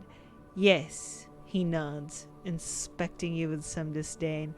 The military-coordinated amphibious landing to take back Revachol. He finds your lack of historic knowledge troubling, a sign of your mental deterioration in the preceding generations. Martinez was used as one of the 3 footholds of Revachol during the Operation Deathblow in 08. The other 2 were off in Stella Marais and the Delta. He points to the northeast. Nod thoughtfully and turn to look at the northeast. This here is blood ground where coalition boots first made landfall and cleaned those rabid dogs out. Most likely, he says, looking down at the soil. We're playing petanque on their mangled corpses. Bloodground. The other one shakes his head. You got old Rene going there, like he isn't angry enough already. Ah. Hold on, Coalition. Don't get me wrong, officer. I hate those foreign dogs, but the enemy of my enemy and all that. They're the lesser evil. So that... Is that why everything is so bombed out? Ah, that explains all the war damage. Damn right, son. They laid the fire of heck in this city before they stormed it, and it worked too. There's a strange gleam in his eyes. The rest of the city got cleaned up, but Martinez kept as a monument. A dark shadow runs across his face, and now the Union Socialists are practically running the place. Well, it's your own dang fault, the jolly man remarks. You, we, the coalition, Revachol, whoever you want to blame, never finished the job. Officially, the party never surrendered. Of course they still hold influence.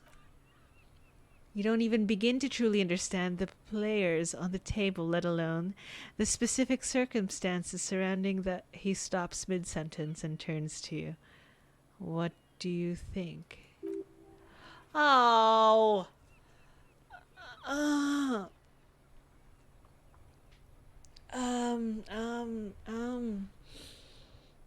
Thinking men have opinions on these things, present one. That's how it should be. Soft socialists paving the way for the hard-working class to take over. Foreign powers cleaned up our mess and now they rule us. Shake your head in shame. This coalition seems quite capable, actually. Commies just don't understand how money works. Nothing, I don't think, I just do.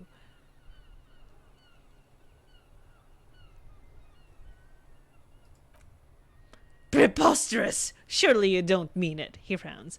I'm just sorry it had to be them. After 8 years of fighting those commie hyenas, boiling cats for food and drinking my pee in the mountains, I would have preferred if the right honorable King Guillaume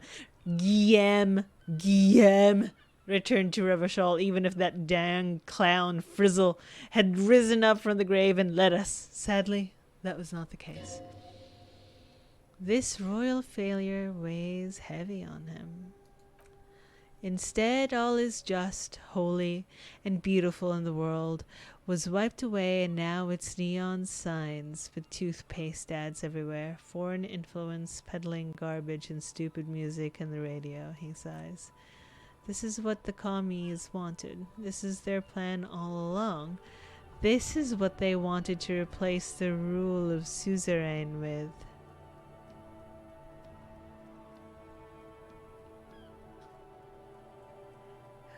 Who was this Frizzle? Damn Frizzle, he was the king we couldn't protect.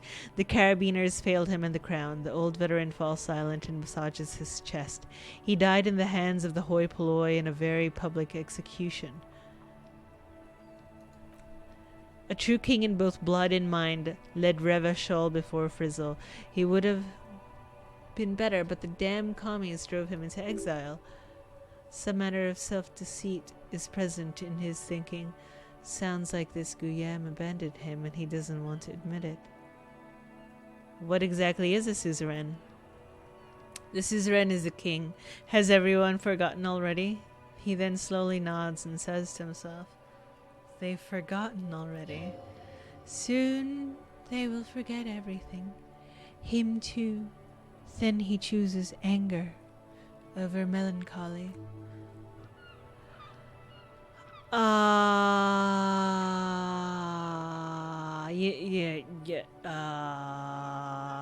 Thank you for your time.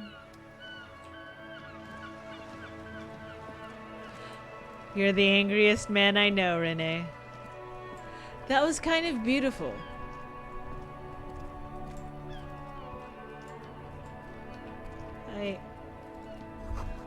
Some great tectonic force has cracked the pavement like an eggshell. The damage looks like it could have been caused by an earthquake. Oh. Maybe a sea monster did this to the plaza. A sea monster did not do this to the plaza.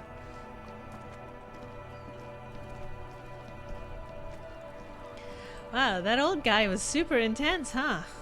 A heap of snow melts in the wheelbarrow. The street sign reads, "Agreed."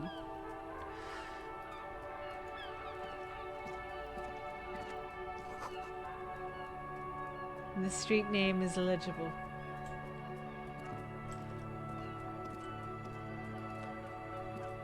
The RCM and Martinez? What can I help you with? You sound surprised. We don't see a lot of police around here. That's all. I have some questions for you. Of course. What can I help you with?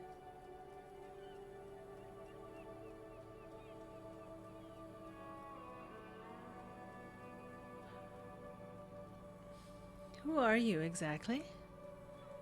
Me, I'm just a gardener.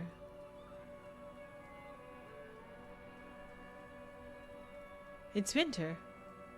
Cool, and what are you doing here? I'm working. Working on what? I have a greenhouse in the yard there. She gestures over her shoulder. I've been trying to get some work done. There's this comfort.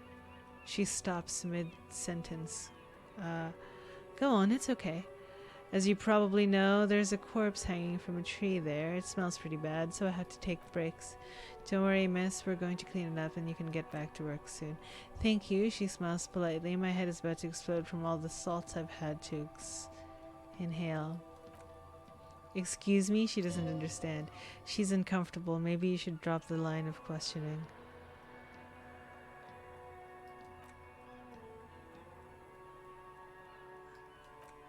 Of course, I wouldn't hold you back. She wipes her brow with a canary yellow glove. Her gloves. You get the feeling that you need them. You have a dead body to deal with, after all. Can I borrow your gloves? Sure, keep them. I have another pair. She hands you the rubber gloves with no visible annoyance. Thank you. All right. Hi. I am a gander and a hunter and a gatherer. Feel like a traveler. The man mutters to himself, accenting the beats as he goes. A simple little cadence. He seems to be making it up as he goes. Keep listening. From another planet. Hey there. What's up? It's the Jam, my man. He motions toward the sprawl of lorries with a sweeping gesture. What is the jam? It's a traffic jam for the ages. Harbor gates up the street are shut tight. No explanation given. Workers on strike, scabs agitating. An all-around clusterfuck. Huh. Meanwhile, we're all stuck here in long-haul limbo. For days upon days upon days. Upon days. He glances south down the road. Limbo, huh? So that's where I am. Yeah, exactly. It's official. He too agrees. This is the antechamber of the afterlife.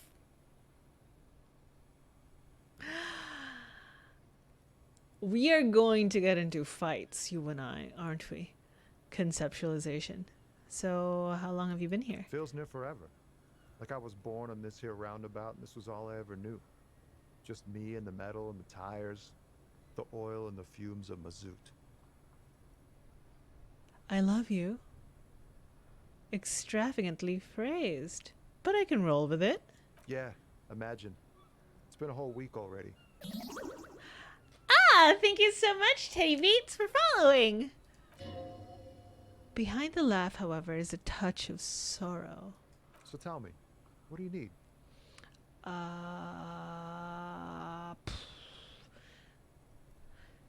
What are you hauling anyway? Oh. High-grade narcotics, illegal firearms, stuff like that. Time to arrest him. Relax, he's merely joking. Wicked. I've always wanted a friend in the underworld. Ha! No, I'm joking, my man. He grins. Fallen runs a nice, clean business. This haul of cargo is mostly sporting goods, you know? Tracksuits and that kind of thing. Give me a tracksuit! They usually get shipped to Grad, and then the Occident. Wait.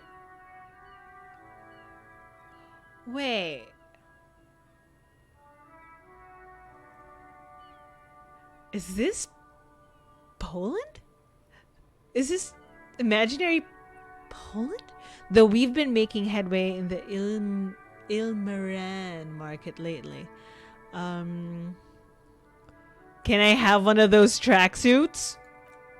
We're pals and all, but I can't just freely hand out the merchandise. My bosses won't be happy. That your machine behind you? This rockin' beauty? He points to the lorry with his thumb. Sure is, like a rash you can't get rid of. You interested in heavy-duty cargo machinery? A motor lorry, also called a camion, on Caillou and neighboring islands. This one looks roughed up enough to be one of the found rust bucket.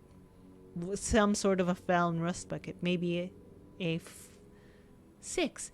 That a found A6 you got there? Good eye, my man. Yep, she's an old one, but reliable.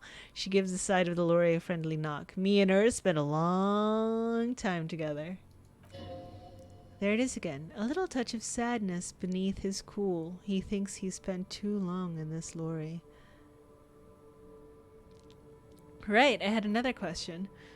He taps his fingers rhythmically against his arm. Care to spare some change? Oh. What do you see in his eyes? I want to know.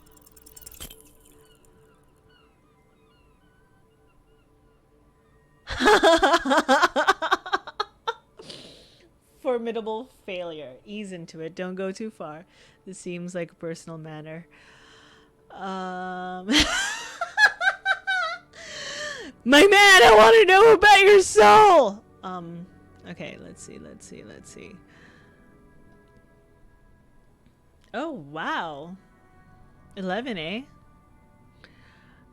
Man, you look sad. What's wrong with you? I'm okay, man. Just the jam's got me down. The fumes, the chemical rainbows, the tarpaulin stretched out on frames and dull engines off. The man recedes into the daze of his words. Maybe full-on direct approach was incorrect. Dang, it's tricky business looking into someone's eyes and not doing it wrong. Know anything about the dead man? The one hanging behind the hostel there? Point at yard. He ain't one of us drivers. I know that. All accounted for. Otherwise, I haven't really asked about that. Been wasting time right here. Keeping busy. It's easy to see he's telling the truth. He's kept his nose out of the dark stuff. Busy with what? Analyzing the fundamental structure and psychological conditions of being stranded in the midst of a sea of motor lorries and their sad, despondent chauffeurs. And your conclusion? A sense of surprise there ain't more bodies hanging from more trees.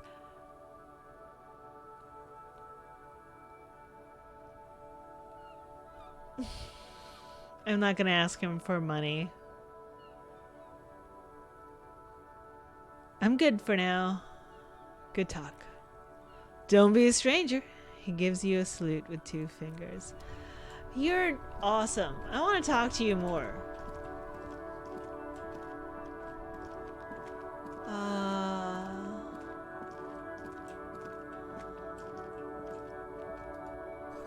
Goods from the lorry haphazardly litter the surroundings. Oh. Closed for winter, please use main entrance.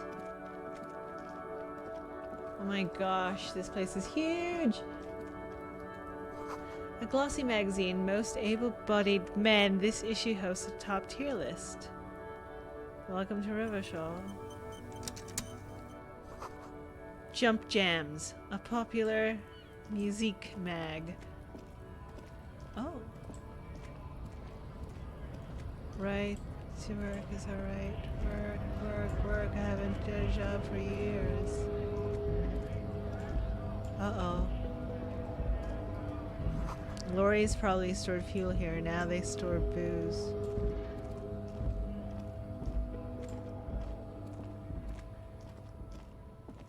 Huh.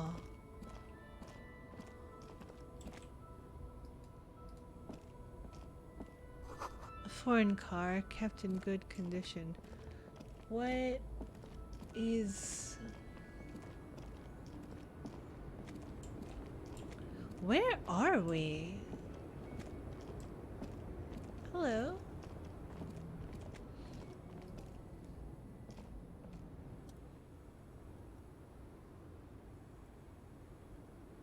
The small, wrinkled woman does not greet you. She nods along to something on her radio. A photograph is clutched in her hands and there's a warm smile on her face. The photo is an ambrotype from the turn of the century, as golden as her smile. It's the warmth of a winter night's fire. Maybe she could give you comfort and shelter, some cigarettes and food money. Maybe she's your...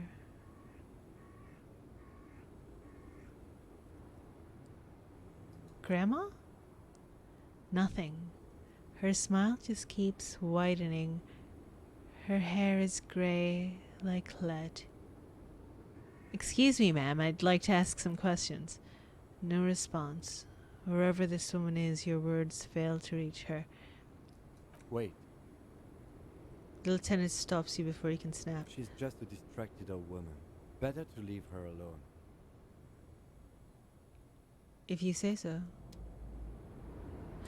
Yeah. You know, yeah.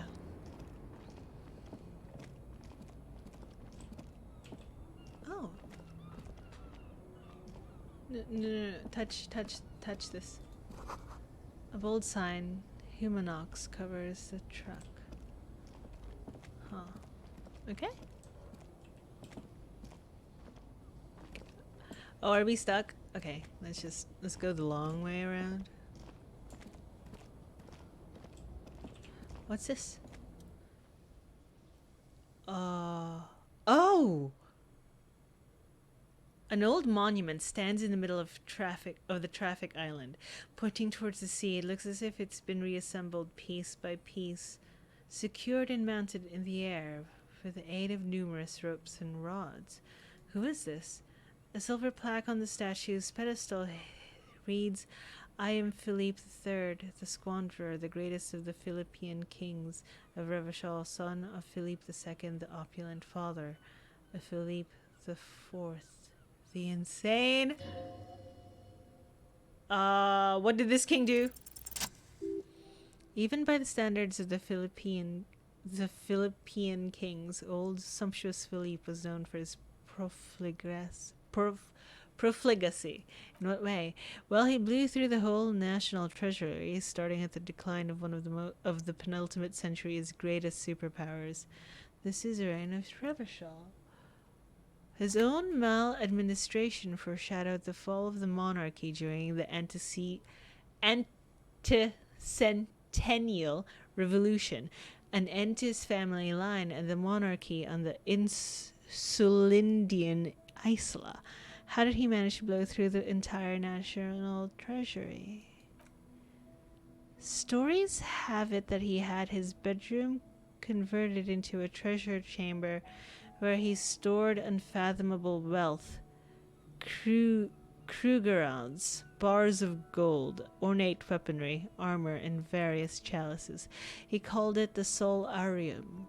It was obscene. There were whispers he slept on a huge pile of gold-dipped feathers like some obese dragon instead of a bed, like a normal person. The man certainly knew how to live, said my horrific necktie. A deplorable farce. No wonder everything went to poop. But wait, you haven't even heard about his fabled cocaine addiction. The what now? You see, old Philippe wasn't just good at squandering the national treasury on gold and ceremonial weaponry. He was also a prodigious snorter of nose candy. This is a lot to process. His Majesty's courtiers said it helped him connect with the higher realms. So he, a bloated druggie. That's what the revolutionaries said 150 years later, right before they emptied out the royal mausoleum and dumped His Majesty's mortal remains on the Insulindian Bay. Where is he buried now? Beneath the cold waters of the Insulindian Bay, thrown there by the revolutionaries after they cleaned out the royal mausoleum. What happened to the statue? The original was blown apart by the communards, then further damaged during the landing of the coalition's airships during the turn of the century revolution, when Martinez was leveled. Most historians think the coalition's hasty landing may have ultimately saved the statue. If the communards had more time, they would have reduced it to even finer pieces. Who restored the monument? Some years ago, a group of liberal, artistically inclined individuals, designers mostly, thought it would be ironic to restore the statue of the most wasteful ruler of Revachol in the poorest part of the city. The statue is supposed to capture the moment it was blown apart, like an instant frozen in time, a rare butterfly trapped in amber, floating on a sea of poop. That's brilliant. It's kind of brilliant. People in Martinez tend to disagree, as do many proponent art critics and thought leaders with more nuanced social awareness than the young ironists. Philippe III, the squanderer, however, with his bronze face up in the air, doesn't seem concerned about what the hoi polloi think of him in death. Not that he ever did in life, either. Wow, that was an experience.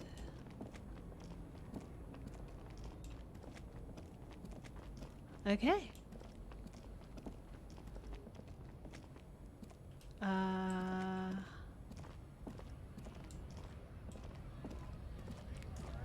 Okay, I've probably stalled enough. I should look.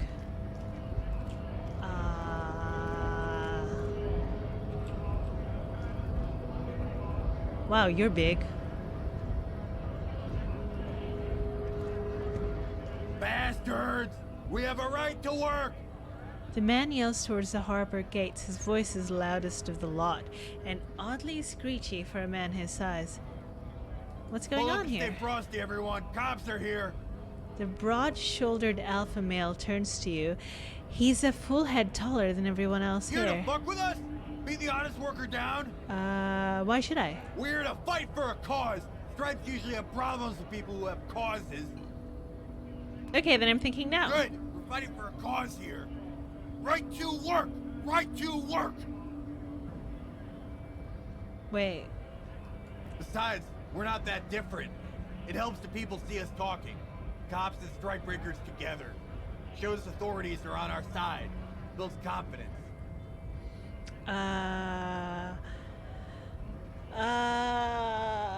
What kind of cause are we talking about? Rights of workers to have gainful employment, to make a salary, and feed their families. I mean, I agree with that. His manner of speaking is wooden, the tone of voice bland and uninspired, almost as if compiling replies from a set of learned phrases. I don't think I've chosen any sides yet. Might be time. Don't let the fat bastards tread on you. Cops tend to side with the higher-ups, but you're essentially still workers. I don't trust cops, but I can see you understand the right to work. Right to work. I have some questions for Maybe you. you should ask them the question. Like why we're not allowed to make a living here. Shame on you! Oh. We have families to feed, you piece of shit. He points his finger at the man sitting on the railing. Scub. The loitering man hollers in return.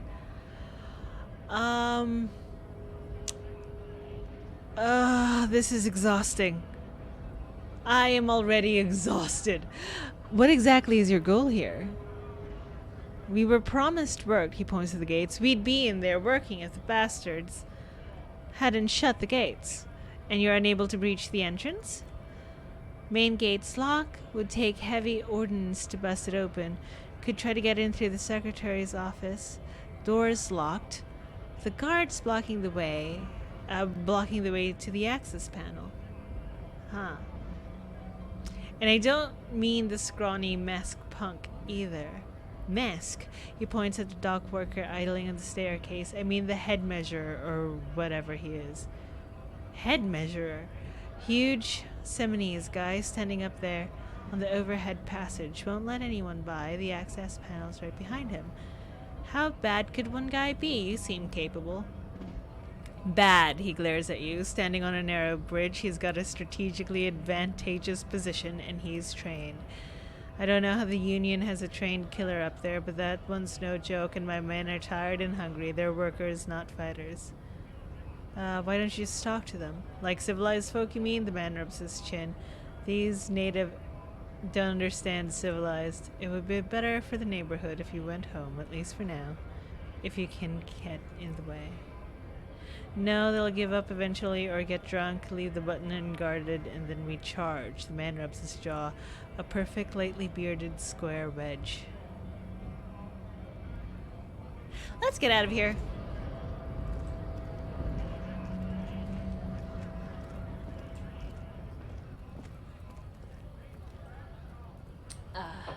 Look. It's Frites. With 3 T's.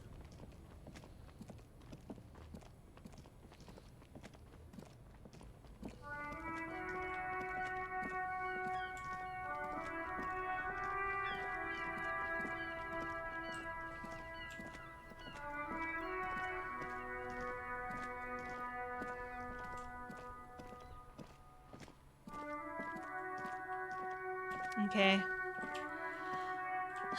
Let's do this.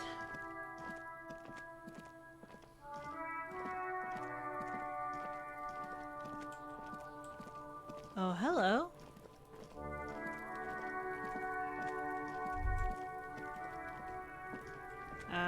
What are you doing? Kuno's got this! The boy throwing rocks at the dead body can't be older than 12. If there ever was such a thing as an ugly kid, then this is it. He's almost exquisite in his ugliness. Like a gremlin. Oh yeah, never comfy, Kuno.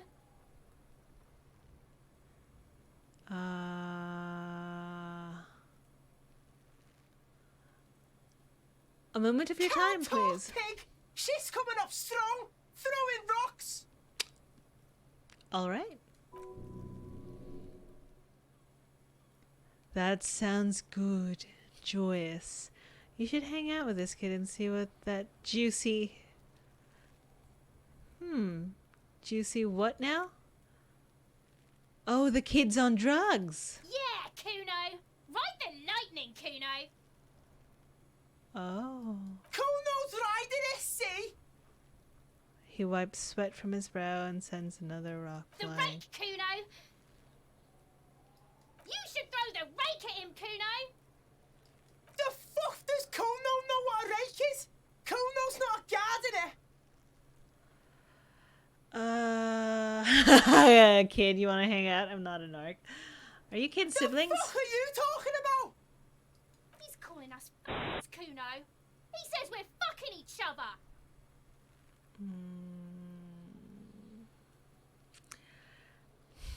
What should we do? We shouldn't do anything. I don't tempt such forces. You will see. The language these kids are using, pure unfettered id. There will be no reasoning with those creatures. Okay, bye. Smells like spoiled meat and curdled dairy. A human being decomposes.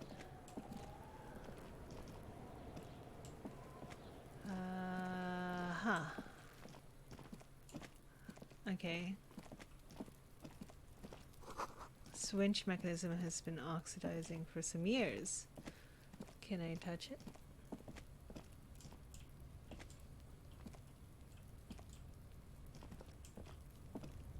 What's this? What? How do I touch this? Can I get in here? Okay, I can't.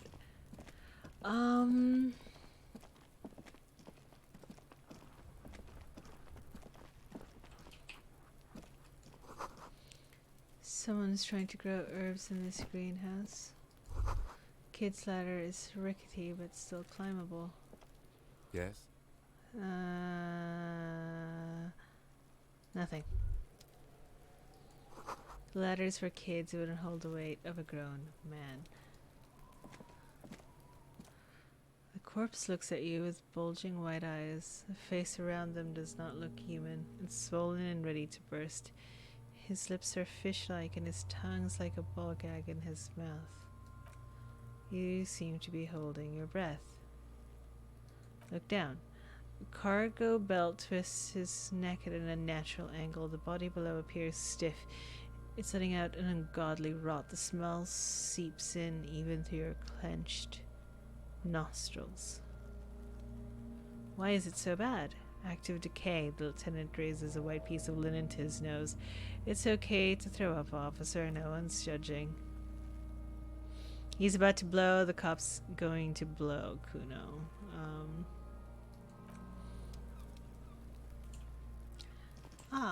You seem to have... Are you okay, kid? Kuno, the pig's getting pretty close to me. Come to snuff my shit out, I think. Looks like it's time for me to go, Kuno. Pig's come to take me in. I just want to ask you some I'm going away questions. for a long, long time, Kuno. Going away for life. What's going on there? Fuck are you trying to pull, pig? What are those strange words you use, girl? I come from the woods, Kutta Vittu. You don't want to go there with me. You don't want to see what I've seen. I don't know what's happening. Don't be traumatizing here! Get the fuck out of here! What's happening? I'll die before I squeal, pig. Murder was the case they gave me. She has almost vanished behind the fence, only the top of her hat remains. Is there any way I can convince you to just leave?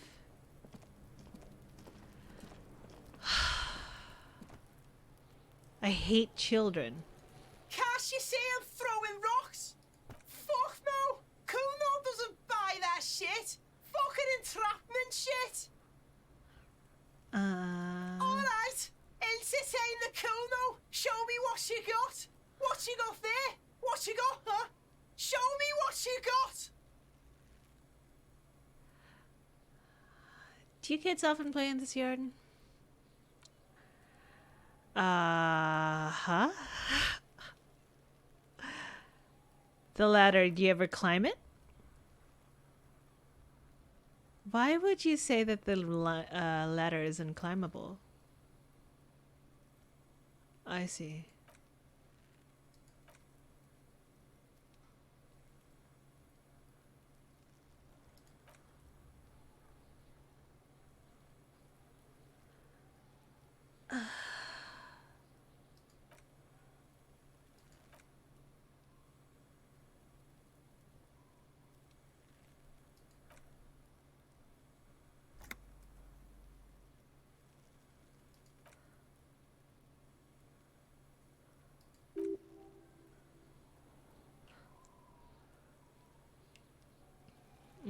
Do you know how he got up there? So you didn't see it happening.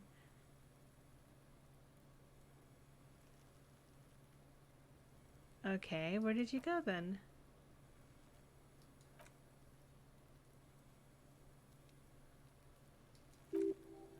There's no Night City anywhere. That sounds like the name of a city in some pulp science fiction novel. That is a fictional city name. Night City doesn't exist.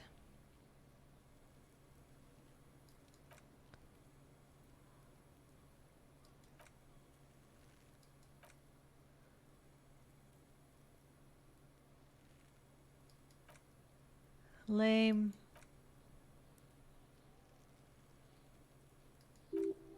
I see. It's impossible to deduce what it is about, at least for the moment. If it's important, it'll come up later. Focus on the case. Do you know who he was?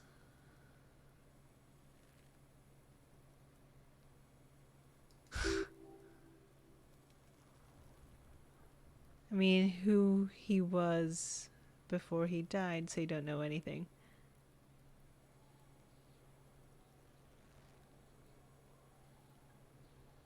Have you seen anyone suspicious around?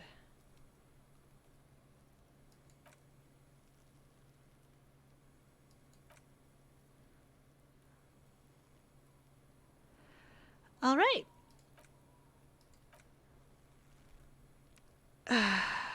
Who is Kuno?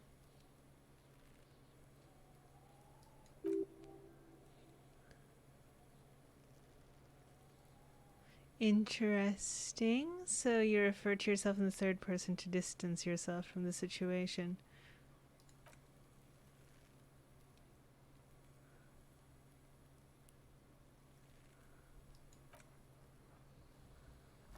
Hooked on the book? The boy knows he has an addictive personality, admirable insight for his age. He's trying to... oh.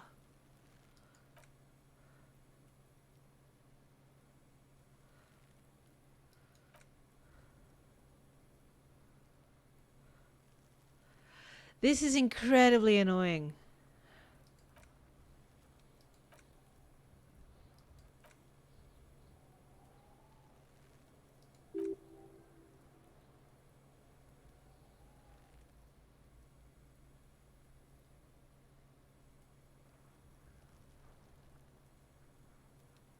Are you high?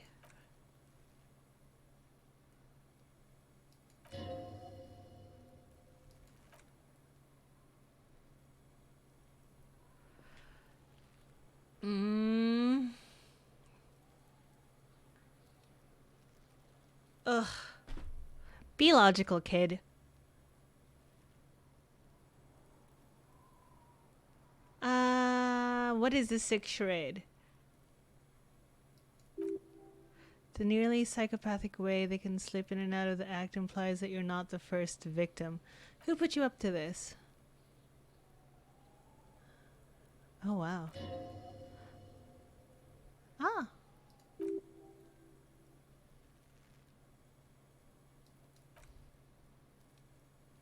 Someone put you up to this. Huh.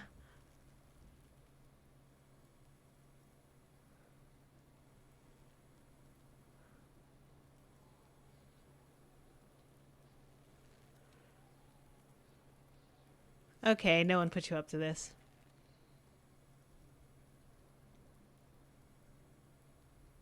Sweat smelling of laundry detergent.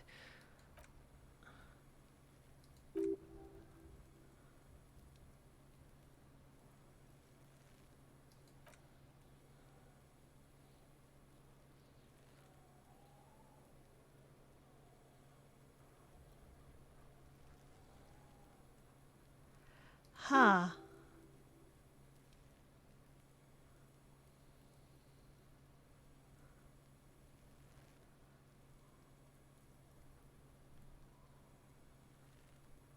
Yes.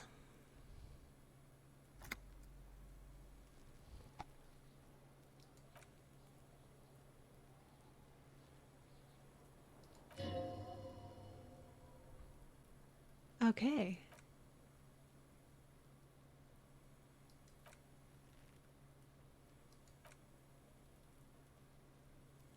We're stuck in this conversation.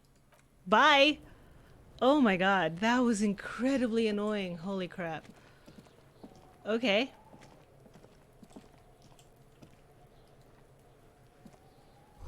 The letter R wears a crown and ribbon below, a light above, descending. This is the logo of the municipality of Revachol. Is there anything I can do with this corpse?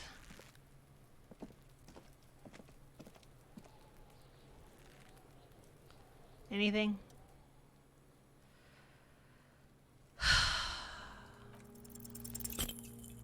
Yeah.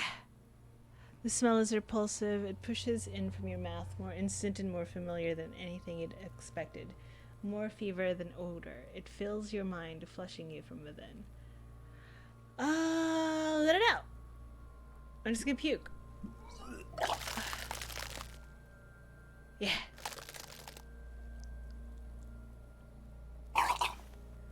It is... You feel a great force wringing you from the stomach. Your body curls and pushes it out, burst by burst, until a pool of vomit lies under your feet and your throat stings from the stomach acid. I'm sorry. Thanks. The hangover is clearly making this worse for you. You could use some ammonia to clear your head. You think ammonia would help? If you can handle the headache, some officers use it to deal with the cadaver odor, but not you. I can't handle the headache. Okay, where do we get ammonia from? That young woman, the gardener, mentioned she used salts for the smell. If she doesn't have any, there might be some in the feed store nearby.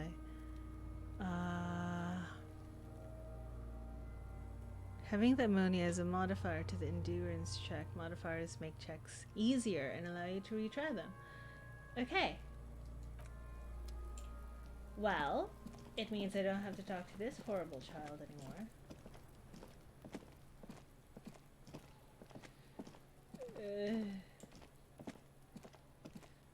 That was absolutely insane.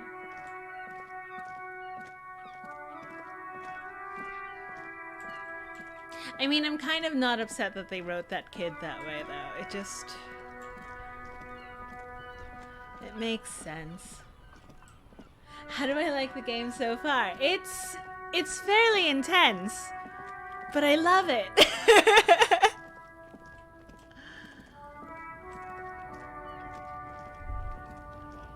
What is this? 3 T's. How idiomatic.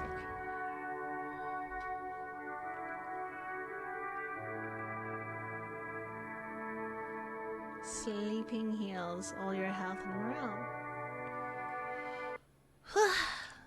Okay. Hello. It's nice and calm in here. A melancholy pop song plays on the radio. Alright, we don't have Welcome to money. Fit. Feel free to look around or something. Everything is out on the shelves. She turns to her magazine.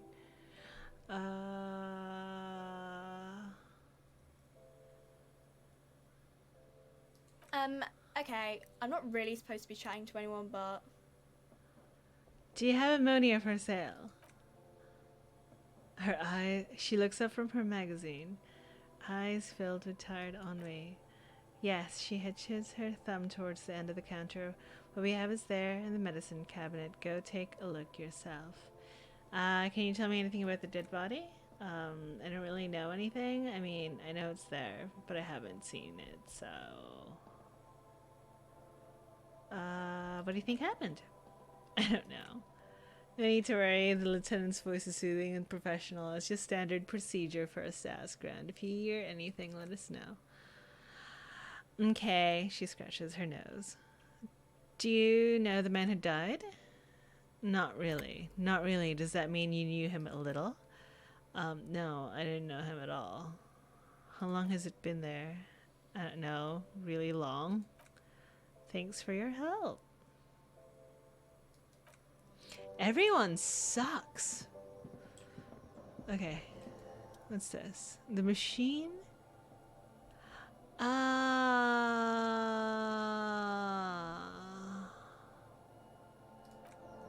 I'll come back to you.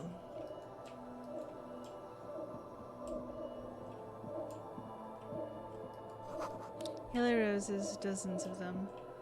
Tulips, too. Okay. Okay, let me go do some point and click stuff.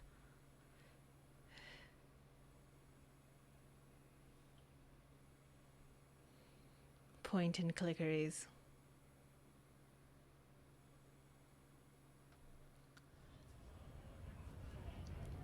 Okay.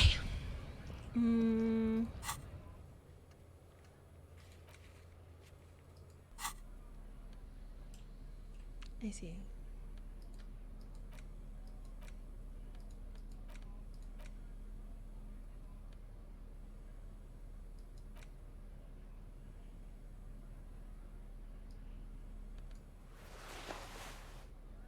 Huh. Okay. Oh my god, it's cute and ugly. Can I touch you?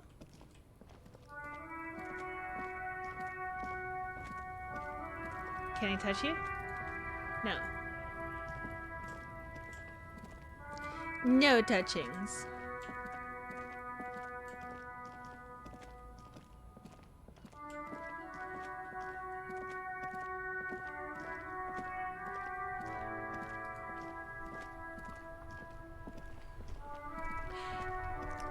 I need to collect these bottles, don't I?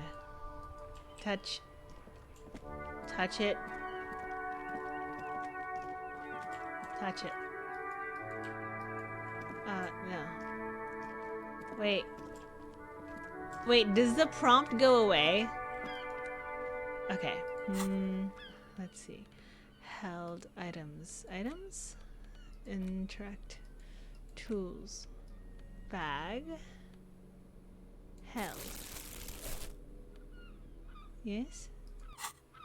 Yes. Ah! Take. Take. Take. Take. I see. Cool. Let's, keep collecting bottles, I guess. Take. Take.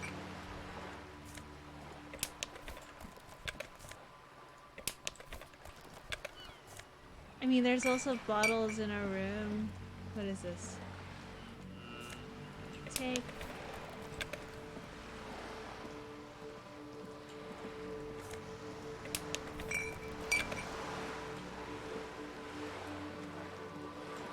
Better mouth your...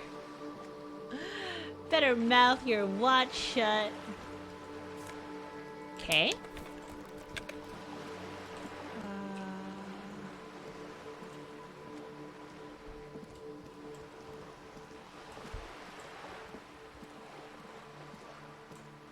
Everyone's so sad and drunk.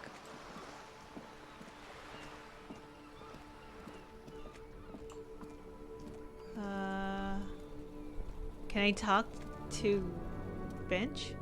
The worn and beaten wooden planks of the bench do not look overly comforting. The lieutenant looks down the street. We can sit on benches after we've solved the murder. Let's go. You can revisit the bench if you ever need to pass the time. And Lieutenant Kisaragi is gone. Wait, what do you mean is gone? Can I touch you? Can I touch you? No. What do you mean when... Hello?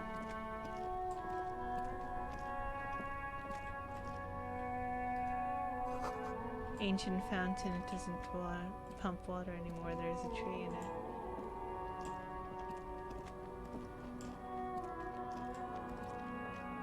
Oh, hello.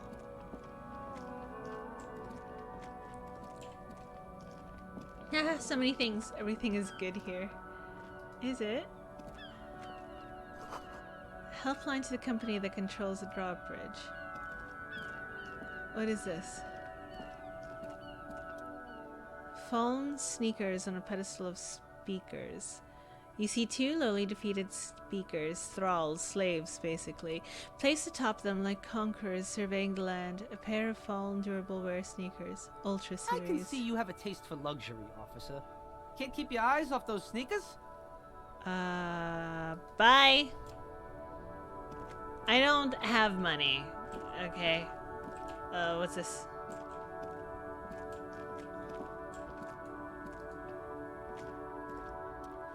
Box of sunglasses.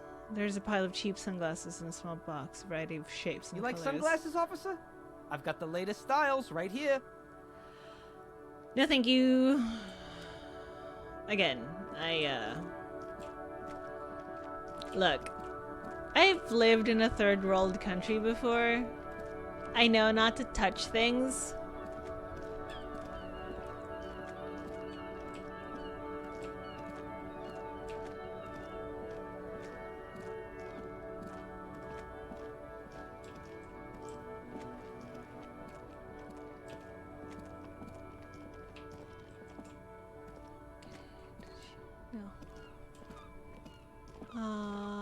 There's trash can here. Yes. Oh no, that's an ashtray. I think that might be... Oh.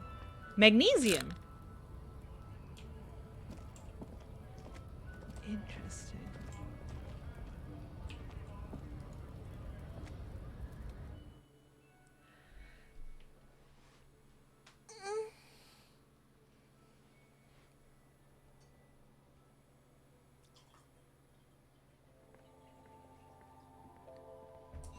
All right.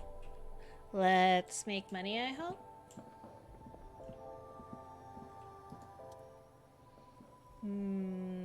Tear machine stands in the corner. Sign says 1 bottle, 10 cents. Insert my bottles.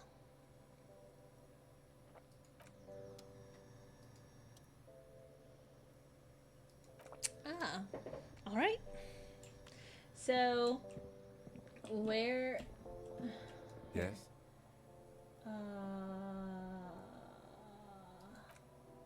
Yes, you. I don't see how my life is pertinent to the investigation. We'll work better together if we have more rapport. That's a fair point. All right, for the good of the investigation, what do you want to know? Do you ever talk with yourself? What do you mean? You know, when you're thinking, do you ever have a conversation with, like, your brain? I have no idea what you're talking about. The lieutenant's conceptualization skills must be rather rudimentary. The lieutenant is a police officer of the old school. His concerns are material and extrinsic. But it isn't an old school case. Ah, I get it. You're one of those old school detectives. Nod respectfully. So what, that makes you the new school? God spare us. For real detective work, nothing beats a good old notebook by your side. The lieutenant produces his small blue notebook, idly thumbs through a page. That's where his conversations with himself take place. We all have our different mediums. His is written. I love it. I'm not gonna push him because you know what? Yeah. Okay, where is it though? I keep trying to touch everything. Is this about the questions again? Because I don't really know anything. No, just...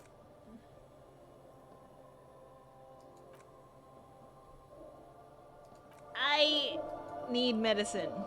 Oh my god, it's above you?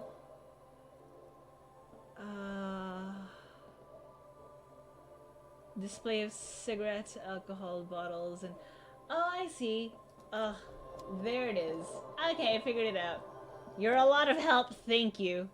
A small cabinet on walls filled with various medicinal bottles, nasal sprays, and blister packs. They all bear the St. Baptiste Pharmaceutics logo. Their logos are bloodless rose, pure white, untouched by harm. Ammonia!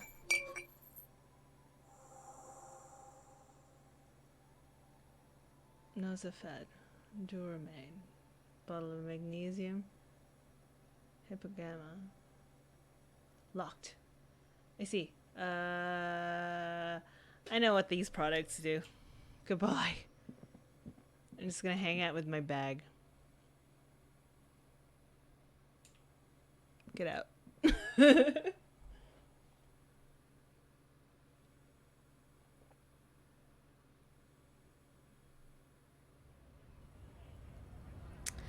Okay, is it just me or did it get colder?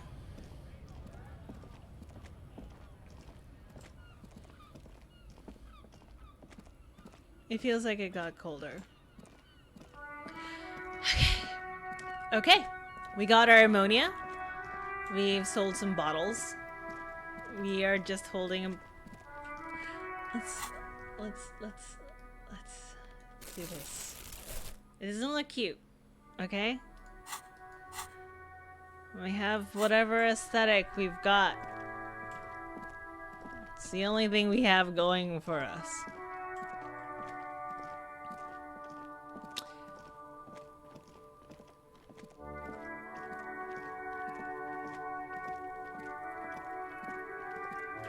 Oh, you're still here.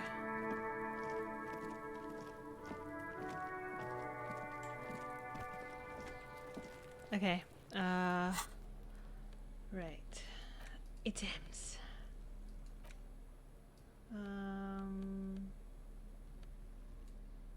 No. No. Held. Okay. Touch it. Take it. And no. Okay. Cool. I should read. A thin glass tube wrapped in cotton netting, used to treat fainting spells, produced by Saint Baptiste Pharmaceuticals. Note, this is a quest item. You don't have to equip it to use it. Just having it in your inventory is enough. Okay.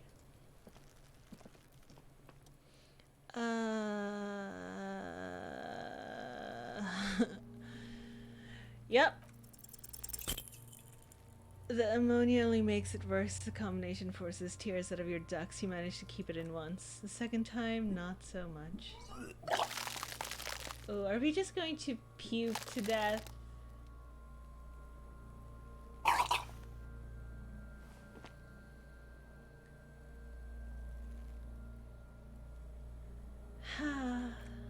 Are you okay? You feel the lieutenant pat your back. Heavy, rhythmic pats. The weight is reassuring, like a crenel on solid fortification. Pat, pat, pat. You're facing tough odds here. It's aggravated further by alcohol withdrawal. Can we do something else? I think I want to solve something else now. That's probably a good idea. Clear our heads. But before we can do that, he withdraws his hand from your back and looks you in the eye. You need to get your stuff together. Okay.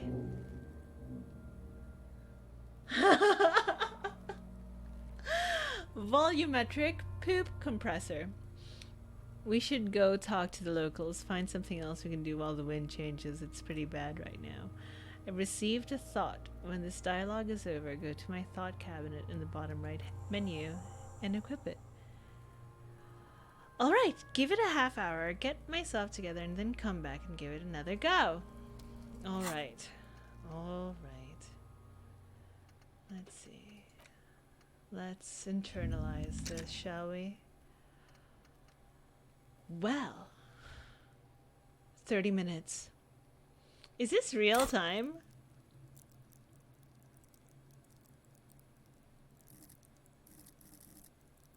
Do we have any points? No, we haven't leveled up yet. Okay, well, you know what? Let's think about that, shall we? Since we can't get this dude down, because we can't keep our stuff together, let's find our badge. Right? That's something.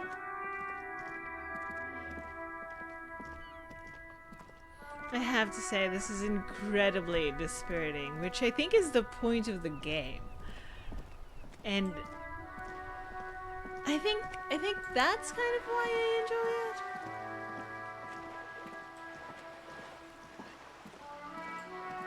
It's just so awful. You said your car was where now? Where is your car?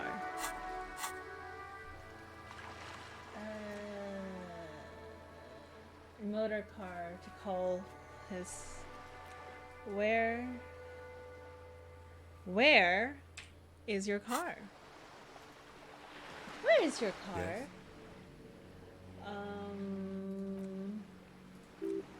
He's having trouble processing it, believing it really. I don't really remember anything. There was drinking involved. Have you tried concentrating on something other than your personal affairs?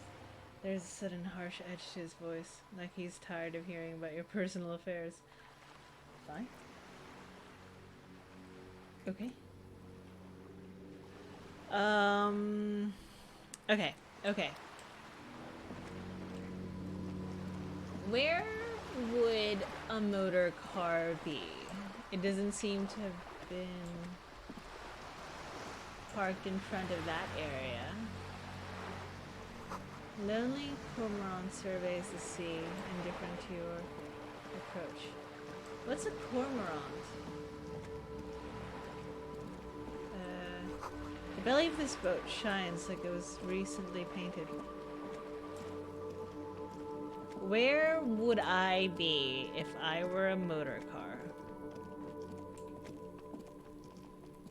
Hello, child. Are you trying to sneak up on me? Come to slit my throat in my sleep. Logic error. She's not sleeping Pigs right come now. to take me out. Trying to snuff me out. I can't talk to you. I just can't. A garden hose. This won't be of use until the snow melts. Balcony with a view into the yard and the hanging. I see. Good. Where's your car? Yes. The smoker up there could be a witness. Talk to him. Yeah, I know. Chairs and tables are eaten by rain and rot. Huh. Another splattering of bullet holes in this wall. I see. What is this? These barrels are half full of rainwater. Just a closed door, but you look at it suspiciously. Did it... Okay, that is not an opening sound. What's this? Take.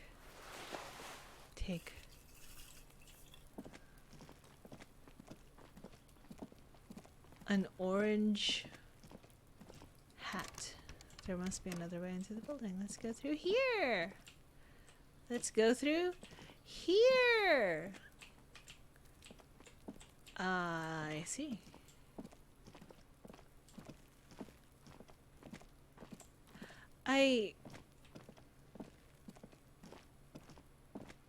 These children make me want to hurt children. That's not a good look for me. Okay. Rude, blah blah. Okay. What's this? What's this? Inside the frame of a motorcycle and repair and the tools used to disassemble it. Ah, I see we're being called. There's a girl up there. Did she spill the paint? Yes. I mean, can I yell at you? Look at me when I'm talking to you. The streets will flow red once more. A great torrent rushing down Rue d'Esperance. You wait and see. The girl stares at the sailboat by the pier. The streets will not flow red with anything. Who are you? It's true. I'm Cindy the fucking Skull. What else do you want to know? Date of birth? Blood type? The last time I was tested for Hep C? Probably never. Just judging by everything, I'm guessing probably never. I think you just have it. We just want to know your name, little lady. No need to get defensive. Don't use that tone with me. I am the law. Let's start with your blood type and go from there. Hep. Yeah, when were you last tested? We just need to your name. Here I was, trying to be polite. Just can't win with you pigs. Despite the sass, she puts the brush aside.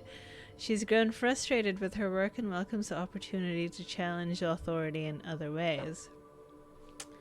You keep looking off to the side. What are you looking at? She nods disdainfully towards a woman performing maintenance on the boat docked on the pier. Hatred, disgust, it's difficult to tell which of the two is more present in her girlish features. Joyce Messier. The woman on the boat does not notice her staring. That Ozon. Someone's gotta keep an eye on her. Ozon is an archipelago, 2 days travel away from the Revachol.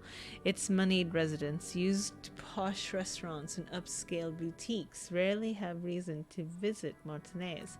Who is she? Probably the Wild Pines rep. We should talk to her. He nods in her direction.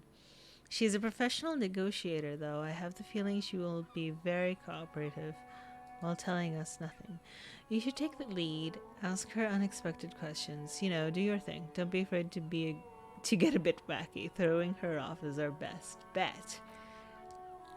What are you doing to the wall? Can't you tell I'm painting a beautiful mural? An arrow graffito visible from low orbit. She studies the wall, suddenly pensive. I haven't really started it yet. I'm waiting for the right words.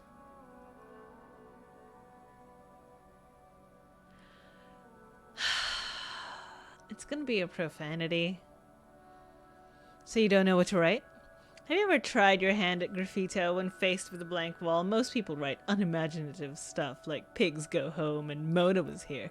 We rarely see pigs around here though, just union cads, and my name's not Mona, so she wants it to be something true and total. Why are you committed to defacing this wall? This place is severely lacking in havoc. Not even the occasional trash can fire to break up the tedium. I thought I'd mix it up, you know, summon the forces of crime and social chaos with a wall-sized invitation.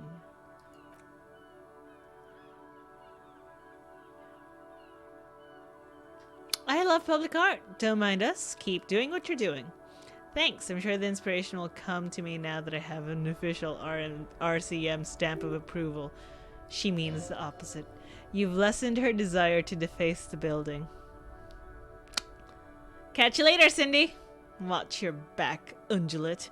I've got eyes on you. Huh. Talk to this. What is this?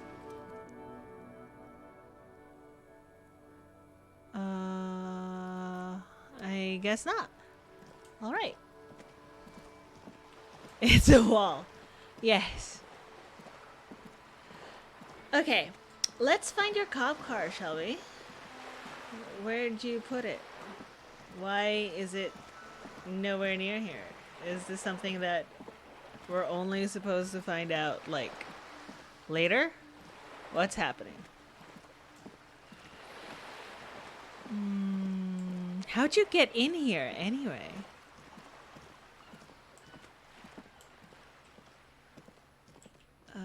You. Hello, sir. Step right in. The store is open. A young girl with chubby red cheeks waves at you, smiling. Her nose is also red from the cold. Hello. Are you interested in a new and exciting book? She stomps her feet to feel warmer. Is it okay if I ask you some questions? Sir. I'll try to answer any questions you have. I hope they're about books. What's your name? My name is Annette, sir. My mom, her name is Plaisance.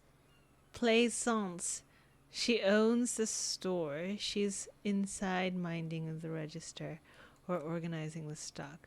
The girl gazes at the window, then suddenly jolts her eyes wide, as if recalling something. Feel free to step in and browse our wares. I guess I will. She stomps her feet, waiting for you to say something. Shouldn't you be in school or something? I do my studies at home, and at the moment I have to help my mom keep this place running.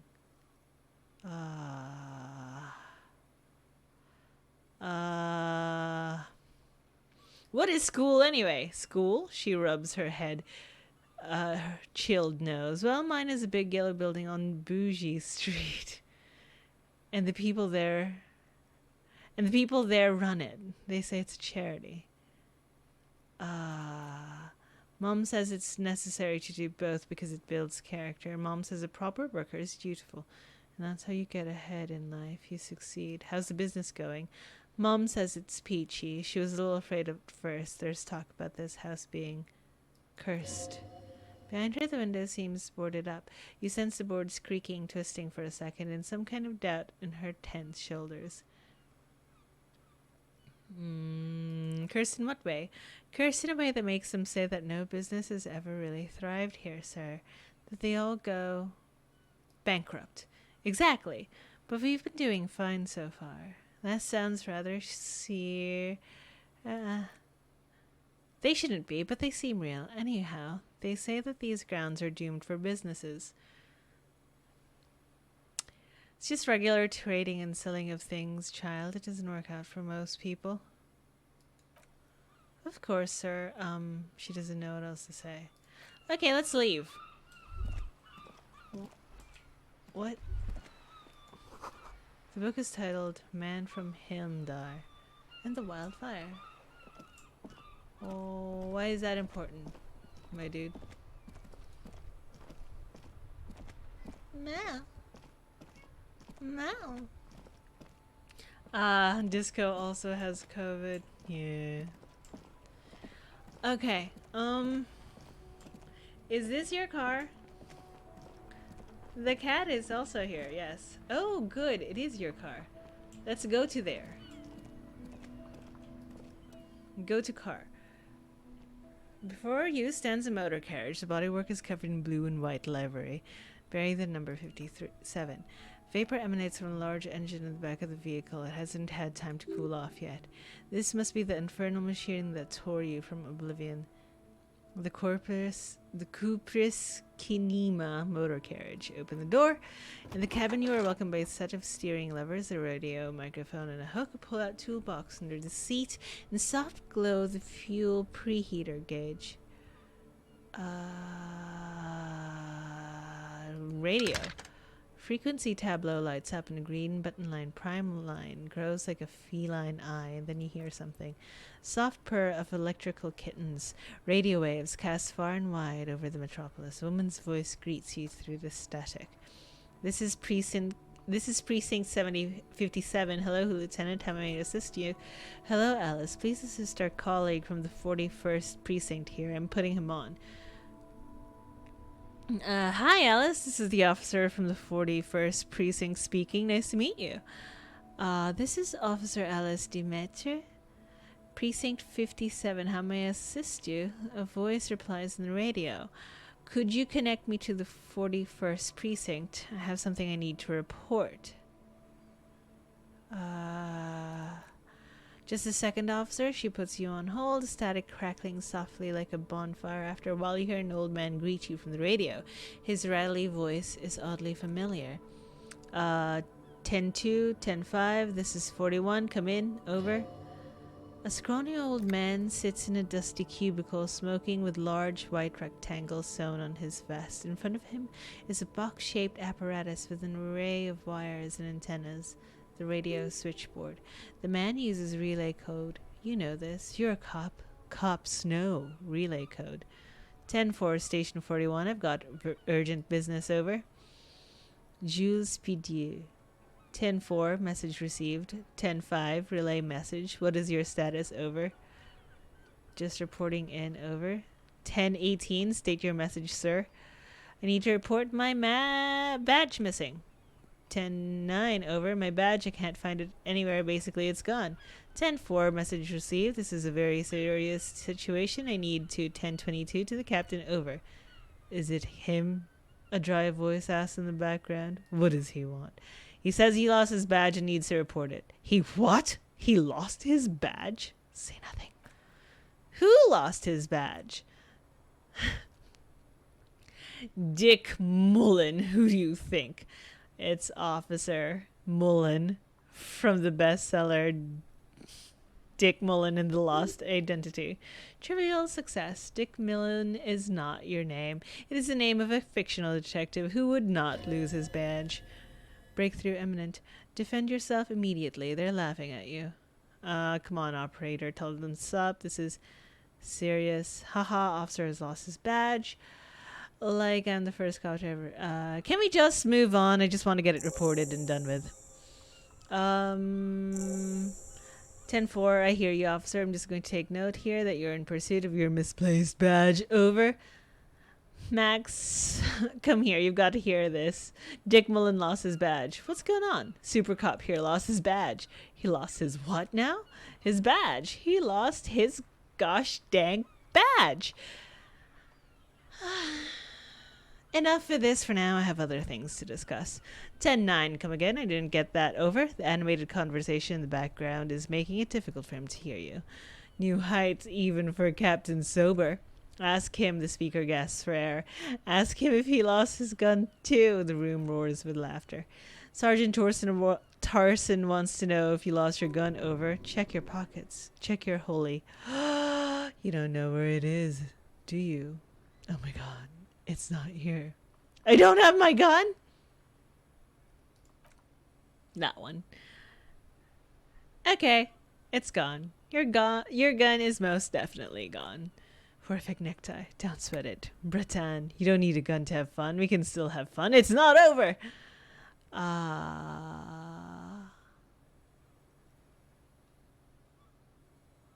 I mean, try it. No, of course I didn't lose my gun.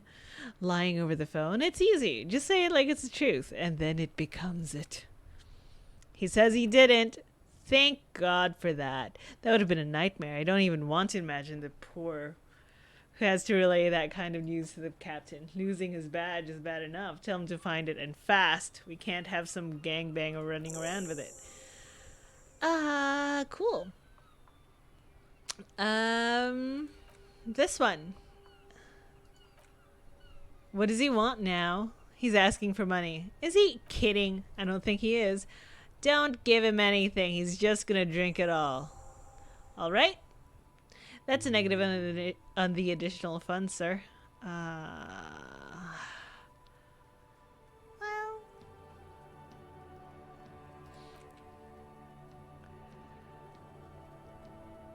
Right. Roger that, 1010, over and out. The static ends with a loud click, and then everything is silent in the cabin. 18 kilometers to the south is the 41st Precinct's relay booth. A small crowd is gathered around the communication officer, Jules Oldboy Pidieu, around a dozen cops. The small room is filled with cigarette smoke, abuzz with laughter, when Junior Officer Judy Minot enters. Her left arm is in bandages, and her hair is trimmed short. What's going on here? Did something happen? She asked, startled. Jean Vicumar turns to her and says, what happened is my partner made contact, and it's not good. He's lost his badge. He seemed confused, delirious even. He stops to reflect. Mac Torson. Mac the Torso Torson is laughing hoarsely and apparently telling some dirty story to his partner, Chester McLean, near the entrance. Suddenly he interjects. Yeah, Mullen was masked all right. Sound drunk to me. The tall ginger in his right still has tears of laughter in his eyes. Yeah, Mac's right. This was some gnarly stuff there. I mean, before he started begging for money, it was. Satellite Officer Vicmar bites down on his knuckles. Enough, he shouts across the room. The commotion dies down. All eyes turn to him. None of this is funny. It's sad. It's what it is. He's a cop. He's one of us. God damn this. Mina looks down at her neatly polished black shoes. There's a quiet firmness to her voice when she speaks. We must help him. Yeah? How do you plan on doing that? Get him off the drink, go jogging with him in the morning, and get him on carrot juice? He's a lost man. I just know we can't give up on him when he is at his weakest. He wouldn't. The crowd in the room has started fidgeting uncomfortably. Someone's trying to slip out unnoticed. Mac, man the door. He gestures Torson to block the doorway, then turns to me now. You know what he told me? I don't want to get better. I want to get worse. Those were his words. He sighs heavily and turns to address the room. This does not have to leave this room. Not a word of this to the captain or anyone else. We'll give him a couple of days to pull his stuff together. Old boy lights another cigarette and says, I guess I can hold off the report for a few days. Good. Okay. Everybody, nothing but a prank call here. We've all got our laughs. Now get back to work. Wow. Wow. Oh. That was kind of heartbreaking. Yes, I need you to connect me to a civilian, a Sylvie. She may have reported a murder, of course. What's her number? Kim? Didn't Guard give you Sylvia's number? Yes, hold on. The lieutenant takes a look at its notes. Her number is 005-1944-298. Received. Hold on, officer. Dots. Dots. Wait patiently. Lieutenant Kusuragi is beginning to tap a little rhythm with his right foot. Quite a lot of time has passed. Alice. Dots. Officer, I have Sylvie Malaika on the line for you. Yes, hello. A female voice greets you through static. It sounds like she's a million miles away from here. Hello, this is the police calling. I've had some questions for you about your last days at work. Oh, right, she recognizes your voice almost immediately. Hello, officer, what can I do for you? You can hear resentment in her tone. She's not thrilled to be talking to you again. You quit your job at the Whirling... You mean, why did I leave the bar? You can hear her tense up on the other side. Honestly, I'm not really comfortable discussing it with you, sir. Okay, did you leave because of Gart? What? No, why would you even think that?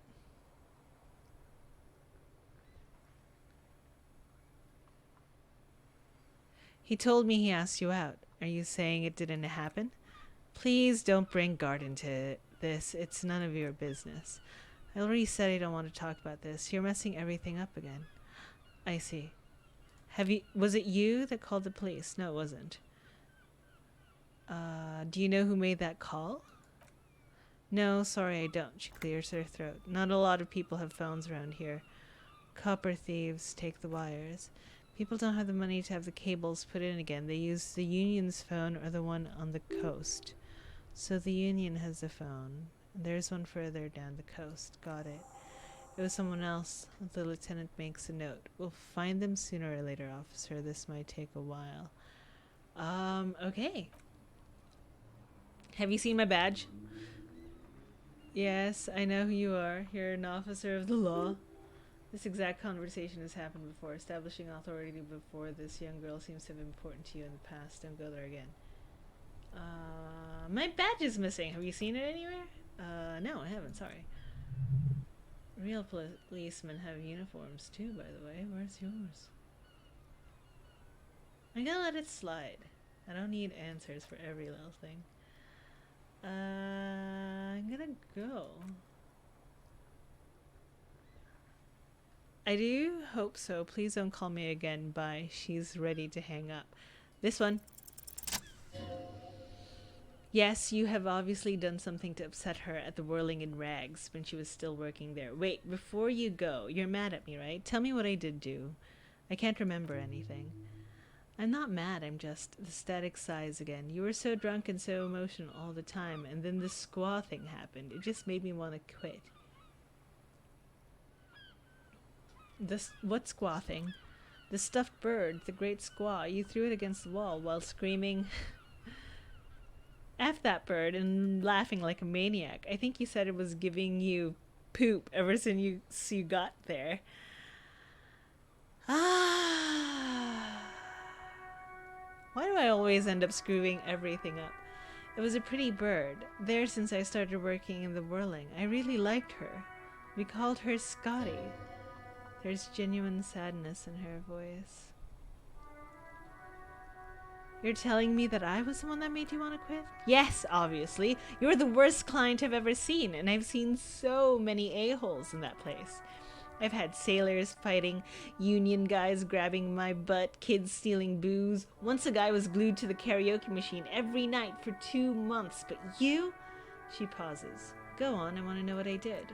Well, you were worse than all of them. Honestly, you were getting borderline aggressive. Even about little things, like not turning down the volume at 3 a.m. I even liked one of those songs you kept listening to on repeat. No more. I hate it now. Which song? We Go On by the O, she says. I can't listen to it anymore. You've turned it into a parody. Sorry about the song.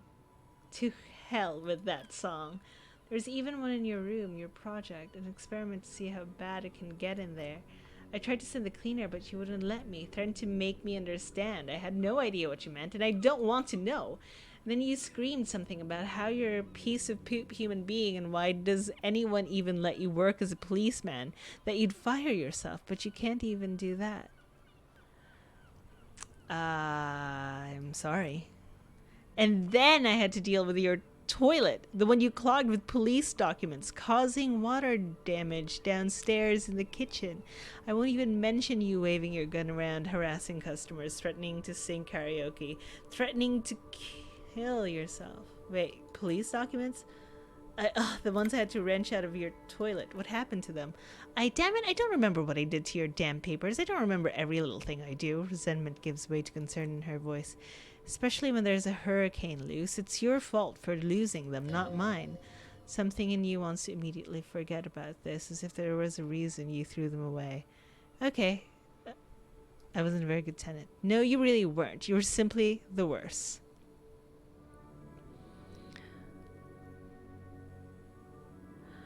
I'm truly sorry for everything, Sylvie.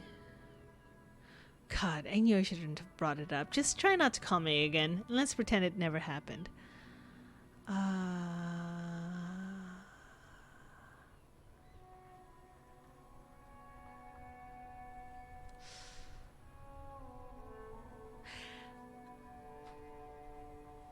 It seems like a lot of this game is also when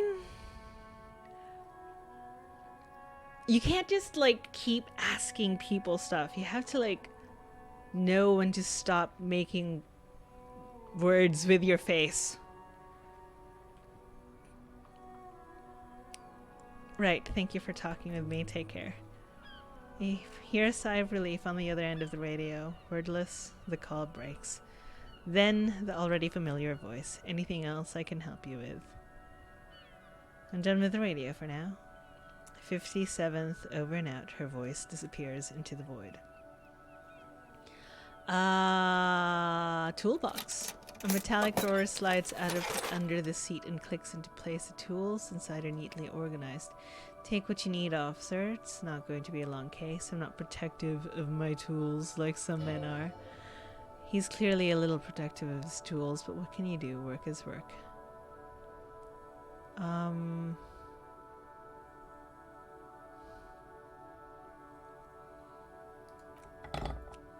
Chain cutters.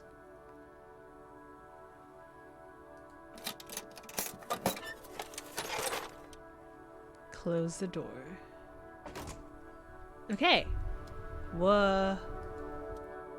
Hey, so you've been we've been monitoring you internally, and now we know your capo type. What are capo types? Yes. Wait, there are capo types? Yes. Guess what yours is?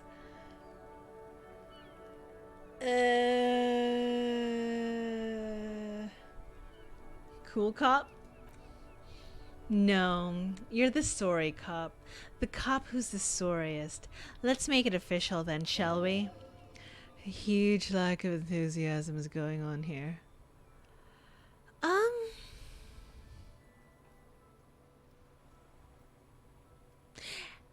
I'm actually not sorry. I changed my mind. No, you don't. Come on. You'll be back to saying sorry in 2 minutes. Stop wasting time and begin the repentance. Won't the other capo types be jealous? What? Jealous of the sorry cop? I think they'll be fine. Don't worry. They'll be super fine. They'll be super, super fine. It'll be totally okay. You can dual capo type from sorry to anything. Sure. Of course you are. It's okay. See if you can get something out of this, like info, or maybe every time you say you're sorry, you can get $1 million. That won't happen.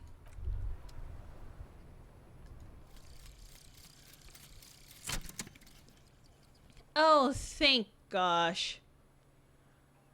Bizarre scientific news from Revachol West today. There was a police officer's...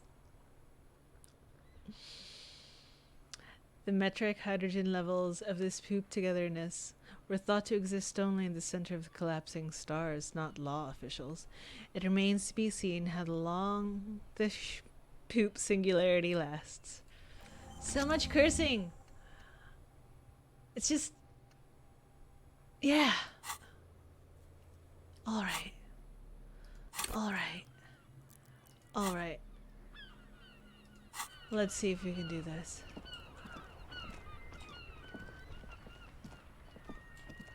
Let's see if we can do this.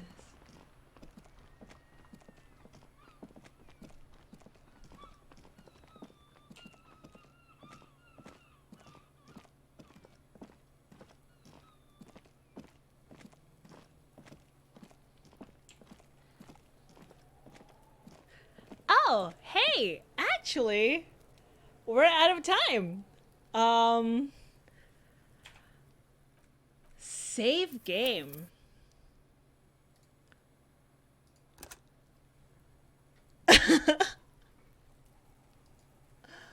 Well, that was Disco Elysium. I did get really into it. It's a lot of fun and it's also terrible, and I kind of hate everyone, including my character. So, you know, it's pretty good. I think we've started off on a strong RPG kind of thing. Wow.